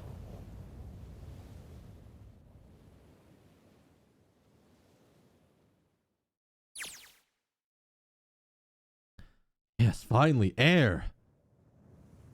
Ah, damn, that sun is bright. I can barely see anything. Huh? I gotta admit, this doesn't quite look like... Wait. No way. You've got to be shitting me. What? It can't be. This is... We're in the goddamn Nevada desert, aren't we? We are in the goddamn Nevada desert. This is the building in the Nevada desert. Of course.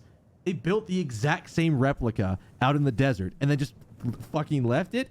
That would be the easiest thing to do. If they literally sank the ship 9 years ago, they can't have brought the same ship back. I doubt they made a giant fucking cruise liner just to have like 90% of it locked off. The mock experiment building. Oh my God. This whole time we were in Building Q. Sure enough. A desert. That's a desert out there with mountains and all around it. Hello there, sun. Boy, am I ever glad to see you. I don't think I've ever been so happy to see a sunrise. Huh? Did I just hear something fall? And her bracelets. I guess I never really got a good look at the underside of one of these. See what's inside you. It's a little electronic chip like an ATM card. That's it. There's nothing else. Building Q. And it's the fucking Q door. Oh my God. Nothing even looks like a detonator. Never a detonator to begin with. Figures. Jumpy. Oh, wait, maybe not. Hang on. I guess I must be pretty crazy about the girl if I think I'm hearing her voice in the wind.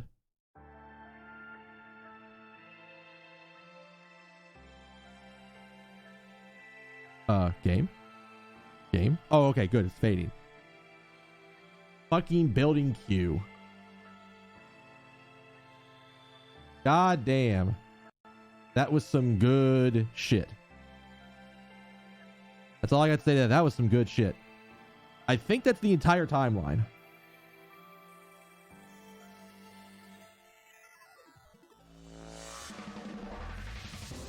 I think. Oh no. You haven't been here long enough if you don't know what happens when we get credits for a game. We let the credits fucking roll. These people worked on this game. They deserve to at least have their name shown at a minimum for the shit they were pulling. I don't know where the fuck Santa and Ace went. I'm assuming Santa put him at the edge of the building and shot his ass.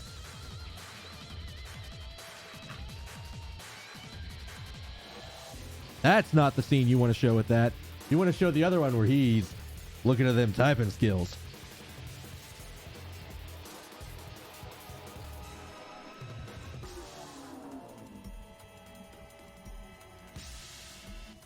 I know those people. I know a lot of those voice actors. I've met that motherfucker. I've met some of those people.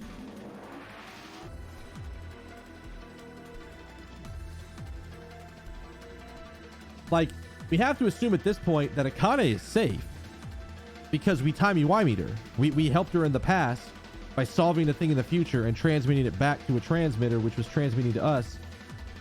So, like, somehow, instead of linking a transmitter and a receiver, they link two transmitters? Oh, we don't care about Ace. Oh, I care about him. I want to see that motherfucker dead. Are you okay? Oh, excuse me. Oh, come on. This is nothing. Really? Yeah. You don't look okay. It's just before the end of the elementary school. Jumpy and I were sitting next to each other on a small hill looking down at the town as the sun slowly set. How does it look then? It was half serious, half joking. I thought about it for a minute first. Well, let's see. What big boy did he just try to jump on and get hit and just get his teeth just kicked? What in the world? Think about the newspaper potentially updating. Is Junpei read it at it was 16. 7's story told the true number. The disparity got Junpei thinking. Part of the chain of events that led to Junpei being able to fulfill his role in all this. This is true. It looks like you kissed a toad and got warts, but then they just kept growing and growing. So this happened. Growing. So them being in like elementary school together, at the end of elementary school, and some of those events that we found out about happened after the Nonary game events. What does that even mean? Junpei grinned and Ow. it's gonna hurt. See? I told you you're not okay. You're too reckless. You can't beat 5 8th graders, Jumpy. That's crazy. This man thought he was like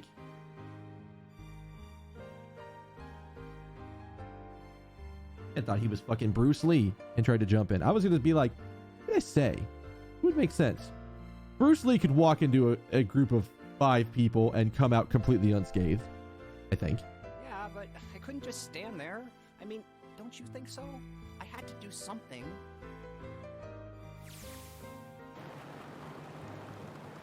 Look at the Navaza Desert go past. For an SUV, this thing has a pretty smooth ride. Sure was nice of someone to leave it for us outside the building. Keys in the ignition, gas in the tank. Almost like it was a present, you know? Anyway, we jumped in and now here we are screaming across the desert. Lotus is over there in the passenger seat. Snake and 7 and I are squeezed into the back seat here. I can't believe we had her drive. Wait, you're letting Clover drive? Woohoo! This is so fun! Wait. You're letting Clover drive? Hang on. Why? I mean, okay. Of anybody there, I would think either Clover or 7 could drive.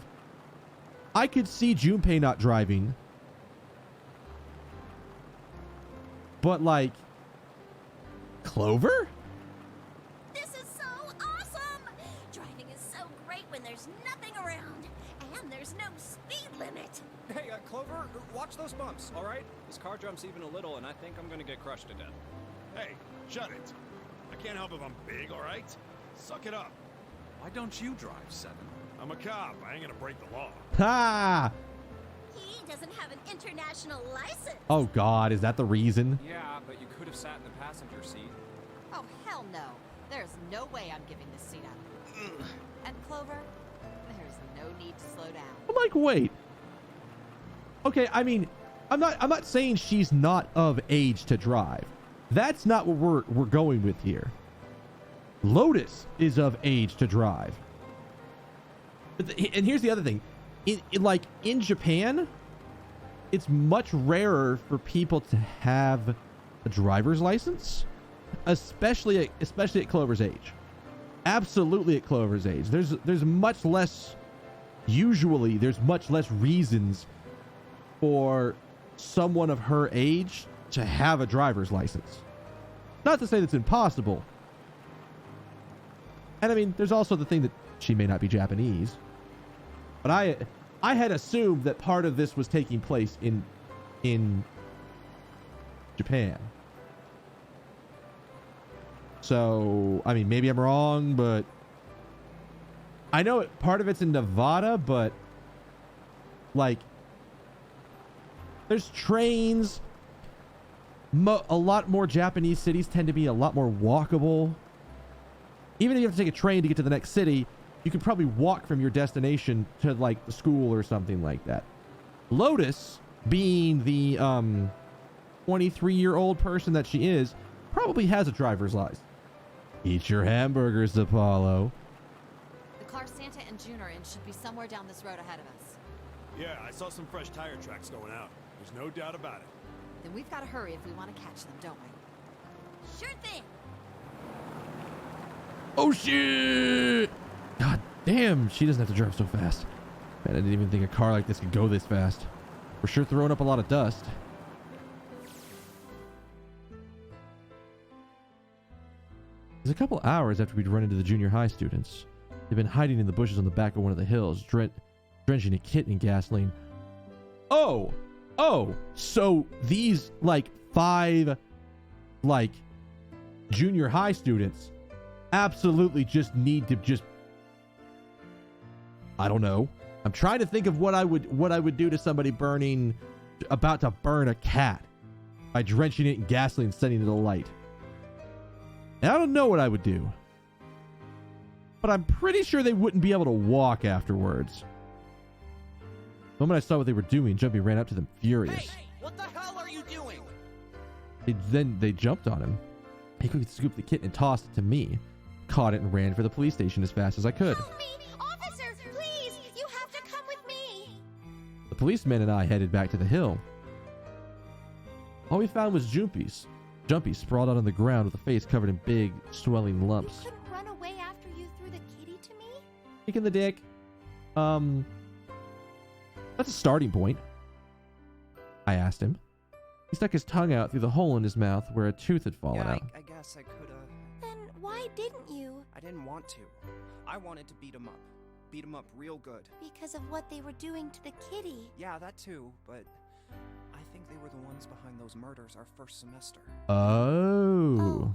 You mean the bunnies? Yeah, the bunnies. He plucked some grass from the ground and tossed it into the wind. They asked me what elementary school I was from, so I told them. And then they said they'd do the same thing to you that they did to the rabbits. I couldn't forgive them for that, so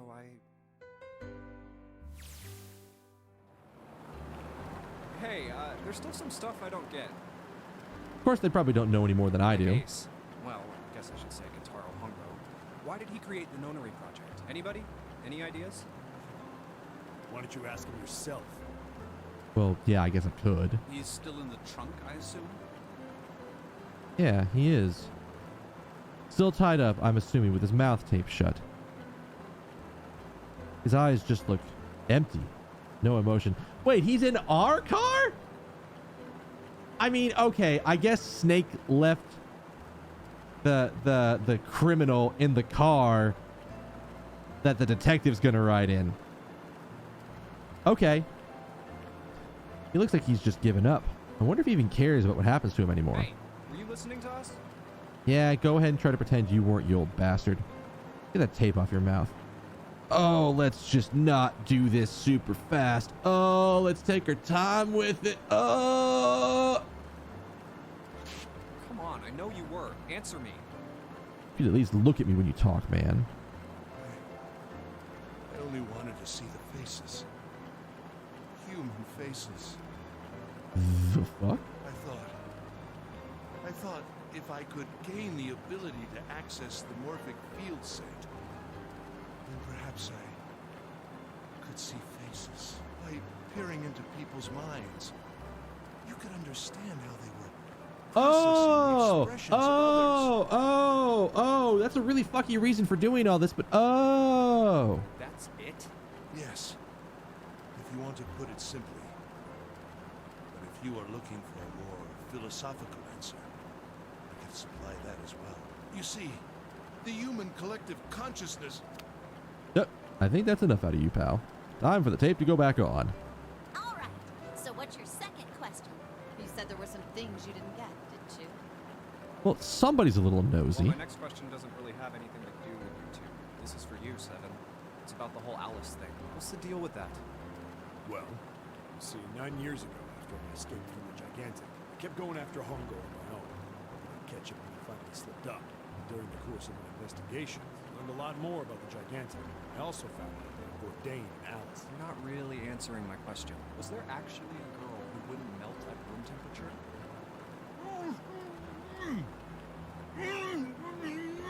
Don't say anything about it. She's in my basement. What are you doing? Sounds like Hongo has something to say. All right, fine. I'll let you talk, but you gotta behave. What? Alice doesn't exist. 9 years ago, I found Alice's coffin behind the library on the bottom deck. There was nothing in it but the root of a peculiar plant. My research determined that it was a member of the genus Mandragora, of the family Solanaceae. Jesus, don't open that thing. The Mandragora is gonna jump up and explode in your face. I was able to extract a particular alkaloid from it. Oh, is this how he got his, like, anesthetic? I used that extract to create Soap. Its creation was a tremendous boon to my firm, and we grew rapidly. Shit, this is gonna go on forever. Tape's going back on, Hongo. The rest of my questions can wait a bit. For now, I think I'll just enjoy the ride. Here, this is for you. What's this? This is a for you doll. His name is Junpei. Jumpy pulled something out of his pocket and shoved his arm out towards me. In his hand was a doll made of a yarn small enough to fit in his palm. Jumpy, are you sure it's, for you, doll? Huh? Yeah, the lady at the shop said so, so that means it's for you, right? Are you sure it's not a voodoo doll? Oh. Wait, what? That's... Oh, man. Oh, man. Well, it sure looks like a voodoo doll. I mean, you do know what a voodoo doll is used for, right? Yeah, I guess calling it Junpei isn't a very good idea then. Why are you giving me this anyway? It just seems really sudden. Well, you know how after June, we aren't gonna get to see each other too much? I mean, we're gonna be in different schools, and I just thought I'd, you know, Oh, okay, well, how about we call it June then? Okay. So, I wanted to give you this. You sound like some sort of tribal chief in a bad movie. I don't know at this point. I don't think they were all in on it, but I don't know. I don't think so. I don't know. I'm not sure. Yes. I, head of tribe. This doll, traditional charm of tribe. So I give this. It me. So we always together. Oh, Jumpy. If something bad, then hold and pray. I go wherever you are. So here, take. I reached my hand out and picked up the doll gently. Thank you. Thank you so much, Jumpy. Everybody was in on it. Nobody was in on it. Somebody was in on it. Yes. Before I knew it, I was crying.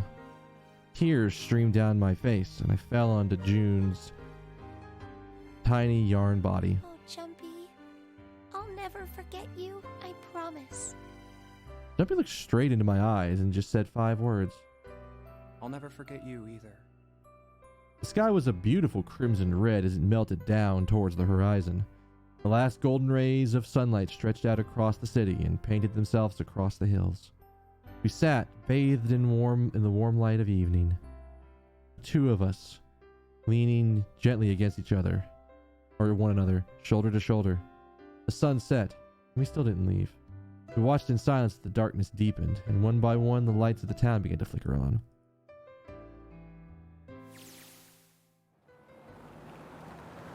Still one thing I don't get. To be honest, the biggest mystery as far as I'm concerned, and the only one that's really important, has to do with June and Akane.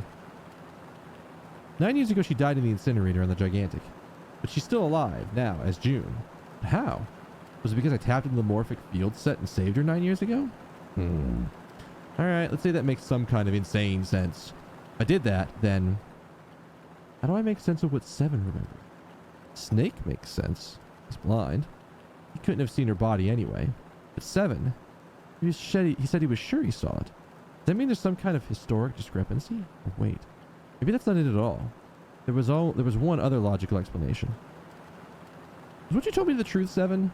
You look satisfied. No. No way. You couldn't. Hey, look! Over there. There's somebody next to the road. Huh? What? Hmm? We have an extra guest to pick up. Not who I thought it was. But, the burning gaze of the Nevada sun pounded down on her head.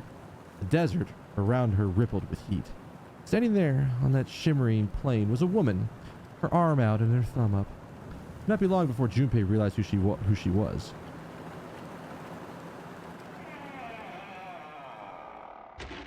Don't fucking end there, you bastard. Oh my god. Don't forget your towel. The fuck is that end? Is that sentence mean? Yes.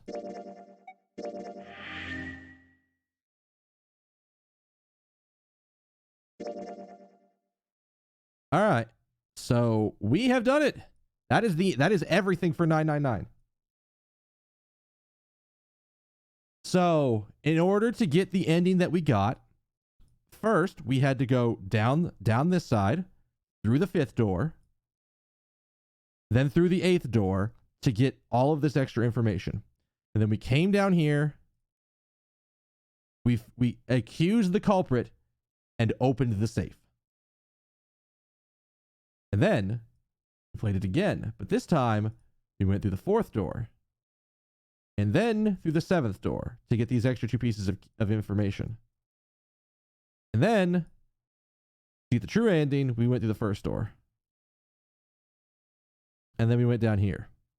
If we didn't have all the information to be able to tell Little Miss Axe Murderer that her brother was alive, then we didn't get this. And you can even see it.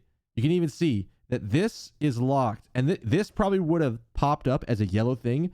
We would have literally gotten the 3 left behind and then not been able to solve the problem because we didn't know how to tick our watch back and forth in order to actually get the correct answer. So that required us to come over here to have done this first, like I said, which unlocked this, which gave us the true ending, which was whatever ending that actually ends up being called.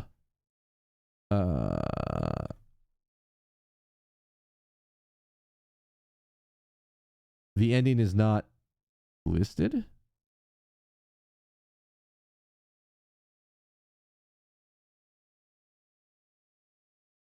Oh, there it is. Finished all scenarios in 999. We solved the final question in 999. We saw all the previews in 999. And I love that it's called Seek a Way Out Again. Because in theory, this ending actually involves us getting out. Clover and Snake are dead. And then Ace dies. But we have that. Oh, yeah. It's the coffin ending. It's because, again, if you have not done this ending, there is no way for you to have known how to do this. Because you don't find out about the passcode or how to do it, or even that phrase of truth was gone. Or whatever the fuck it said. But if you get to the coffin before the safe, it ends with everybody at the coffin confused. Yeah, oh no, I absolutely understand that. I definitely get that, because you can see it has a picture, which means this is an ending. Which, by the way, I was confused. It's like, where the fuck is the other ending? But yeah, so this is everybody dies. This is me. This is Junpei and Lotus die. This is Ace, Snake, and Clover all die. This is every fucking buddy dies. Well, no, actually, Ace and Lotus escape. And Clover kills everybody else. And then she probably escapes. This ending is Santa. Was it who went through the door? Santa, June, Ace and Lotus all get through. But we're stuck. And then because we did this ending, we could continue from here. Because now we magically know the combination because of the morphogenetic field shit. And that allows us to continue through the final 3 escape rooms.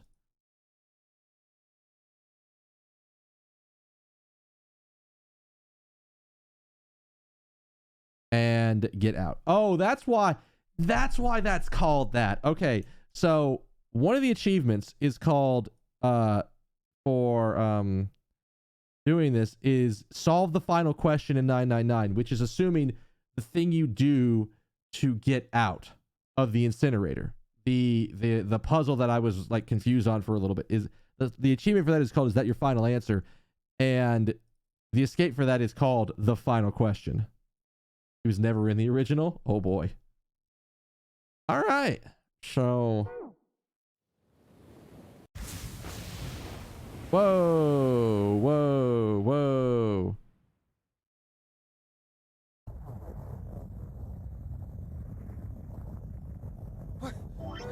What the? Oh, whoops. Okay, I guess we'll just skip until we're gonna skip to a point where I can do something.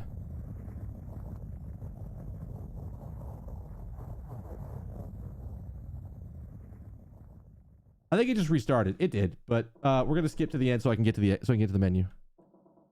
What's that sound?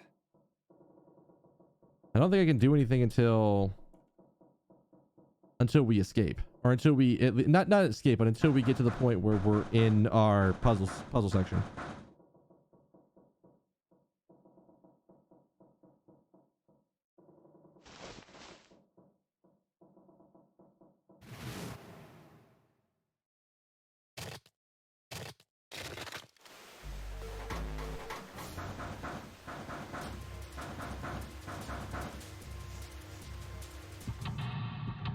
All right, I think at this point I can go to the menu. It wasn't letting me before, so I'm just like, I'm going to skip to a point where I know I can get the menu.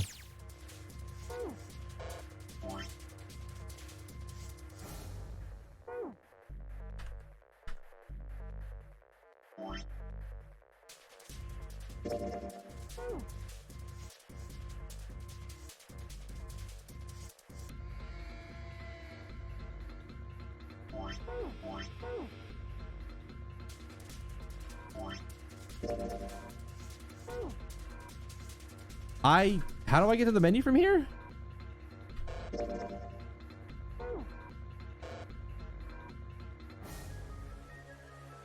I mean, I guess I could save? Because this slot has everything. Let's just do that. I think that's how I had to get out the last time.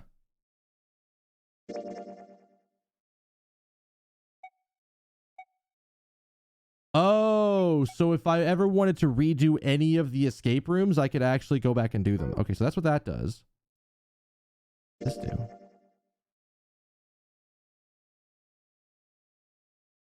What the fuck?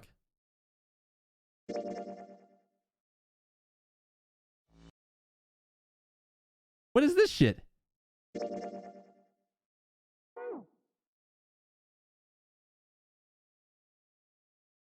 All right. So, huh? Well, we did it. That button was anticlimactic. Yeah, it was.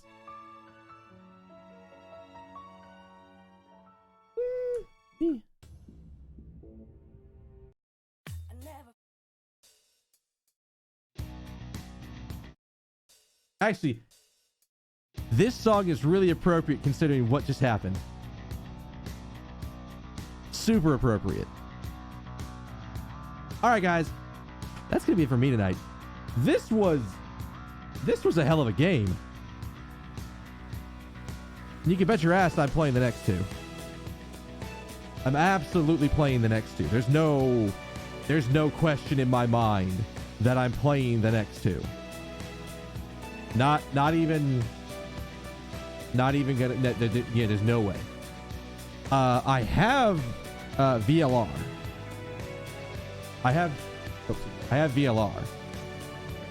So I know that I can play that, and then whenever that's done, we'll just buy Zero Time Dilemma and go for it. So, oh God, excuse me.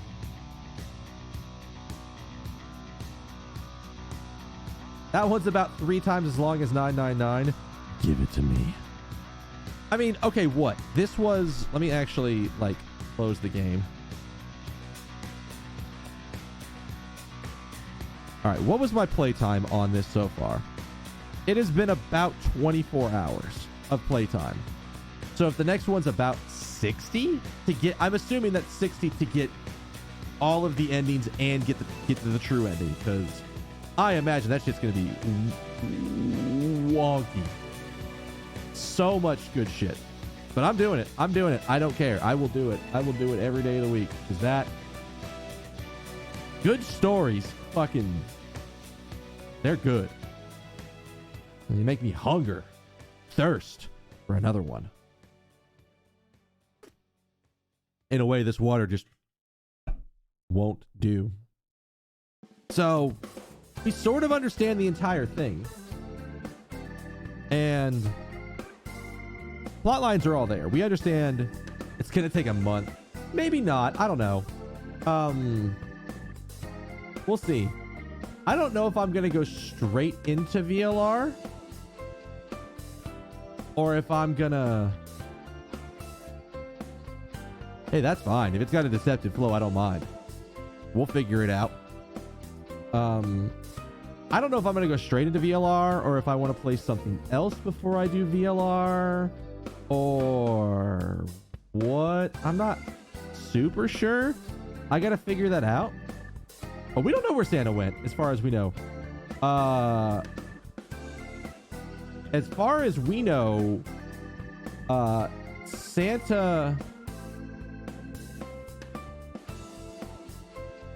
in theory, I guess, escaped with June? With his sister.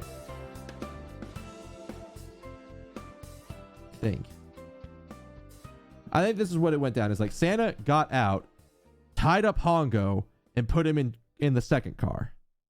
Then he got in the car with Akane, or probably waited for Akane in the car because Akane in theory got saved and appeared somewhere that he knew,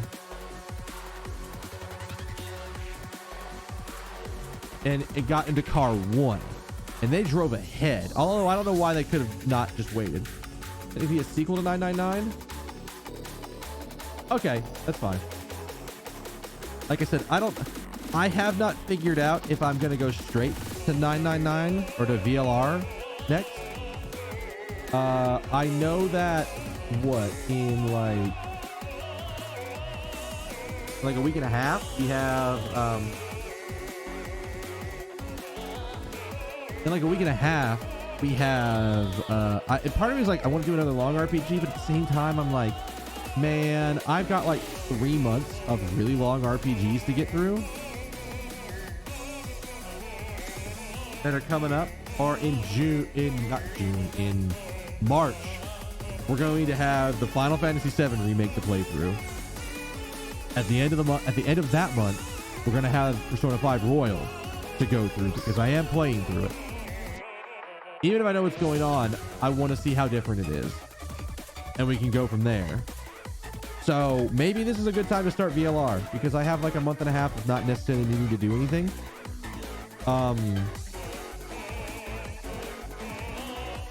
I know that I'm going to be unavailable this weekend, I think, right? Yeah, I'm unavailable this weekend, so there's no streams this weekend.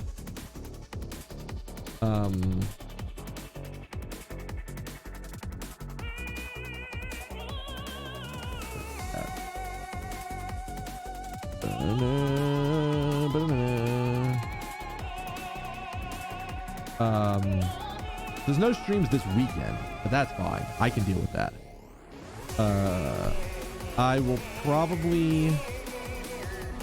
There'll be a stream tomorrow, and there'll be a stream Thursday. Wait, no. Was there? Hang on. I went and looked at this earlier. Tomorrow, we're going to want to get an early... Wait, is that my wrong thing? It's Monday. Tuesday.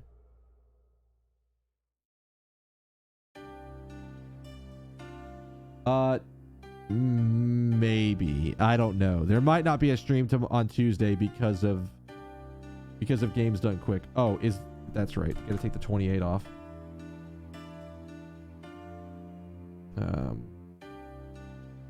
So depending on how it goes tomorrow, we might do a shorter stream. But at the same time, there's a lot of shit I'm like, man, I really want to watch this tomorrow. So, like, I kind of want to see the Pokemon Sapphire run, which would only give us like 2-ish hours until the Zelda series playthrough, which I absolutely want to watch. So, Wednesday's not happening mainly because it's board gaming night, so I wouldn't even be there anyways. Oh, Thursday's definitely going to happen. Thursday's got games that I do want to watch because I'd love to watch speedruns of like Devil May Cry 5 and like Fire Emblem 3 Houses. Eventually. I haven't played those games. Don't want to watch them yet. Friday. Friday's like the Wind Waker run at the end of the night and then TaskBot, so probably not. And even then, that's probably my Pathfinder night, so I don't even think that would be happening.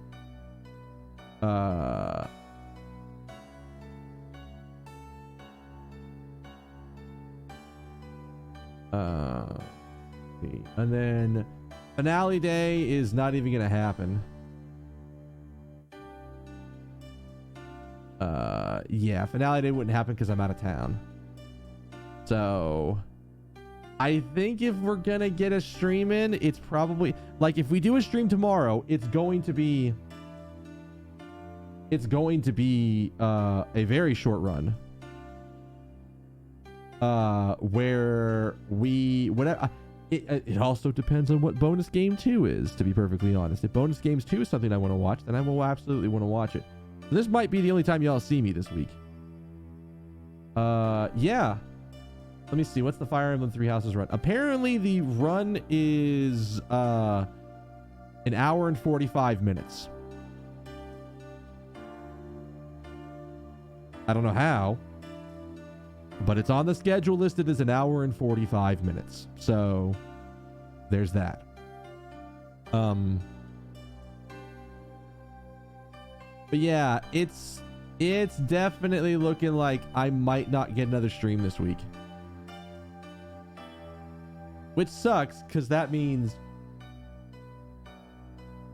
this is this might be the last stream of the week because of GDQ. Which sucks. But we'll see. I might come back in on the 12th. No, I can't come back in on the 12th. Oh shit, I just thought about that.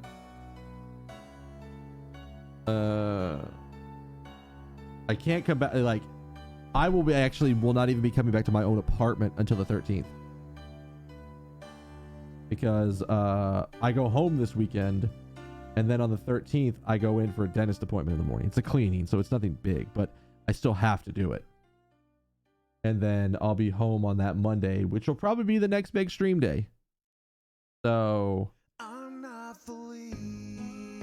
this is Astral Chain? Oh, no, it's not. And I don't feel like listening to just like, if it's Japanese in the background, it's not as big of a problem. But if it's English in the background, no. All right, so let's put it this way. Let's describe it like this. There is the Pokemon Sapphire run, which starts at 5:50 tomorrow or Tuesday, to make it easier. There is a bonus game listed after it, which is only 40 minutes, so I don't know what it is. But that's going to start like right after 8 o'clock, or like basically I could go live at 8, but I would really only be live for 2.5 hours.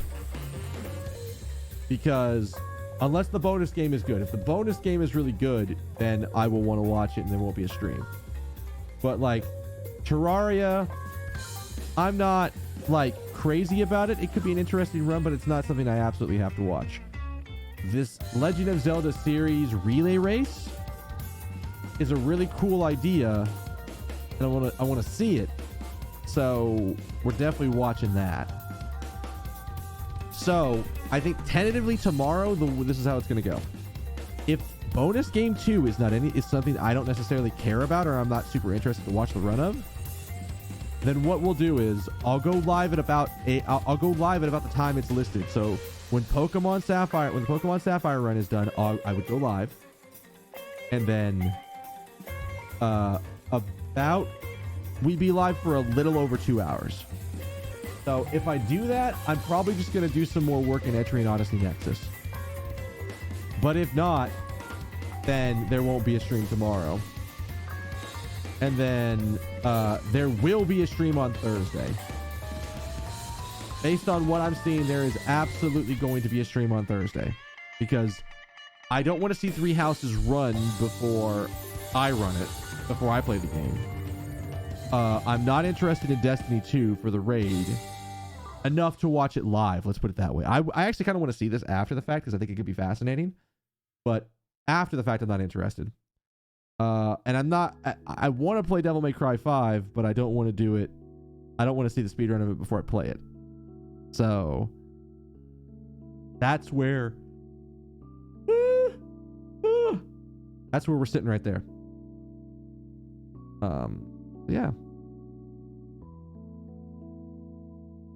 I think it's what we're looking at. There may or may not be a stream tomorrow. If you want to know if I'm going to be if I'm live tomorrow, hit the follow button up there. You'll know when I'm live. You might get a notification, maybe. I don't even know if that system works the way that it's supposed to anymore. But we'll see. And if I'm not live tomorrow, I'll definitely put something in my title, basically saying, nope, not live, not worrying about it. See y'all on Thursday or something like that. And then on Thursday, I will definitely do a stream because they'll probably be running late, as there's always like a little bit of delays here and there that always start slowly pushing the schedule back. I want to watch the BioShock 1 run because that's always a fun one to watch. And if it's back, then there's definitely some new tech that's got to be there. So we'll see that. So I think that's going to be our tentative schedule for the next couple of days. Is tomorrow maybe a stream, maybe not, we're not sure. Thursday, absolutely going to be a stream, and then that'll probably be the last stream before the next week. So because I won't have the availability to do it. So go with that. All right. You guys have all been awesome. Thank you all so much for hanging out with me. I'm going to go and get out of here. I'm going to relax for the night because I got to go into the office in the morning. But before I head out, I need one kindness from each and every one of you. I want you to have a good morning, good afternoon, good evening, good night, good day, whatever happens to be wherever you are at. And I will see you guys maybe tomorrow? Definitely Thursday. Or something. I don't know what. I haven't figured out what I'm playing next. I don't know if we're starting VLR. I don't know if it's just, hey, put some more hours down into Etrian Odyssey Nexus. I'm not sure, but I'll figure it out. All right? All right. Later.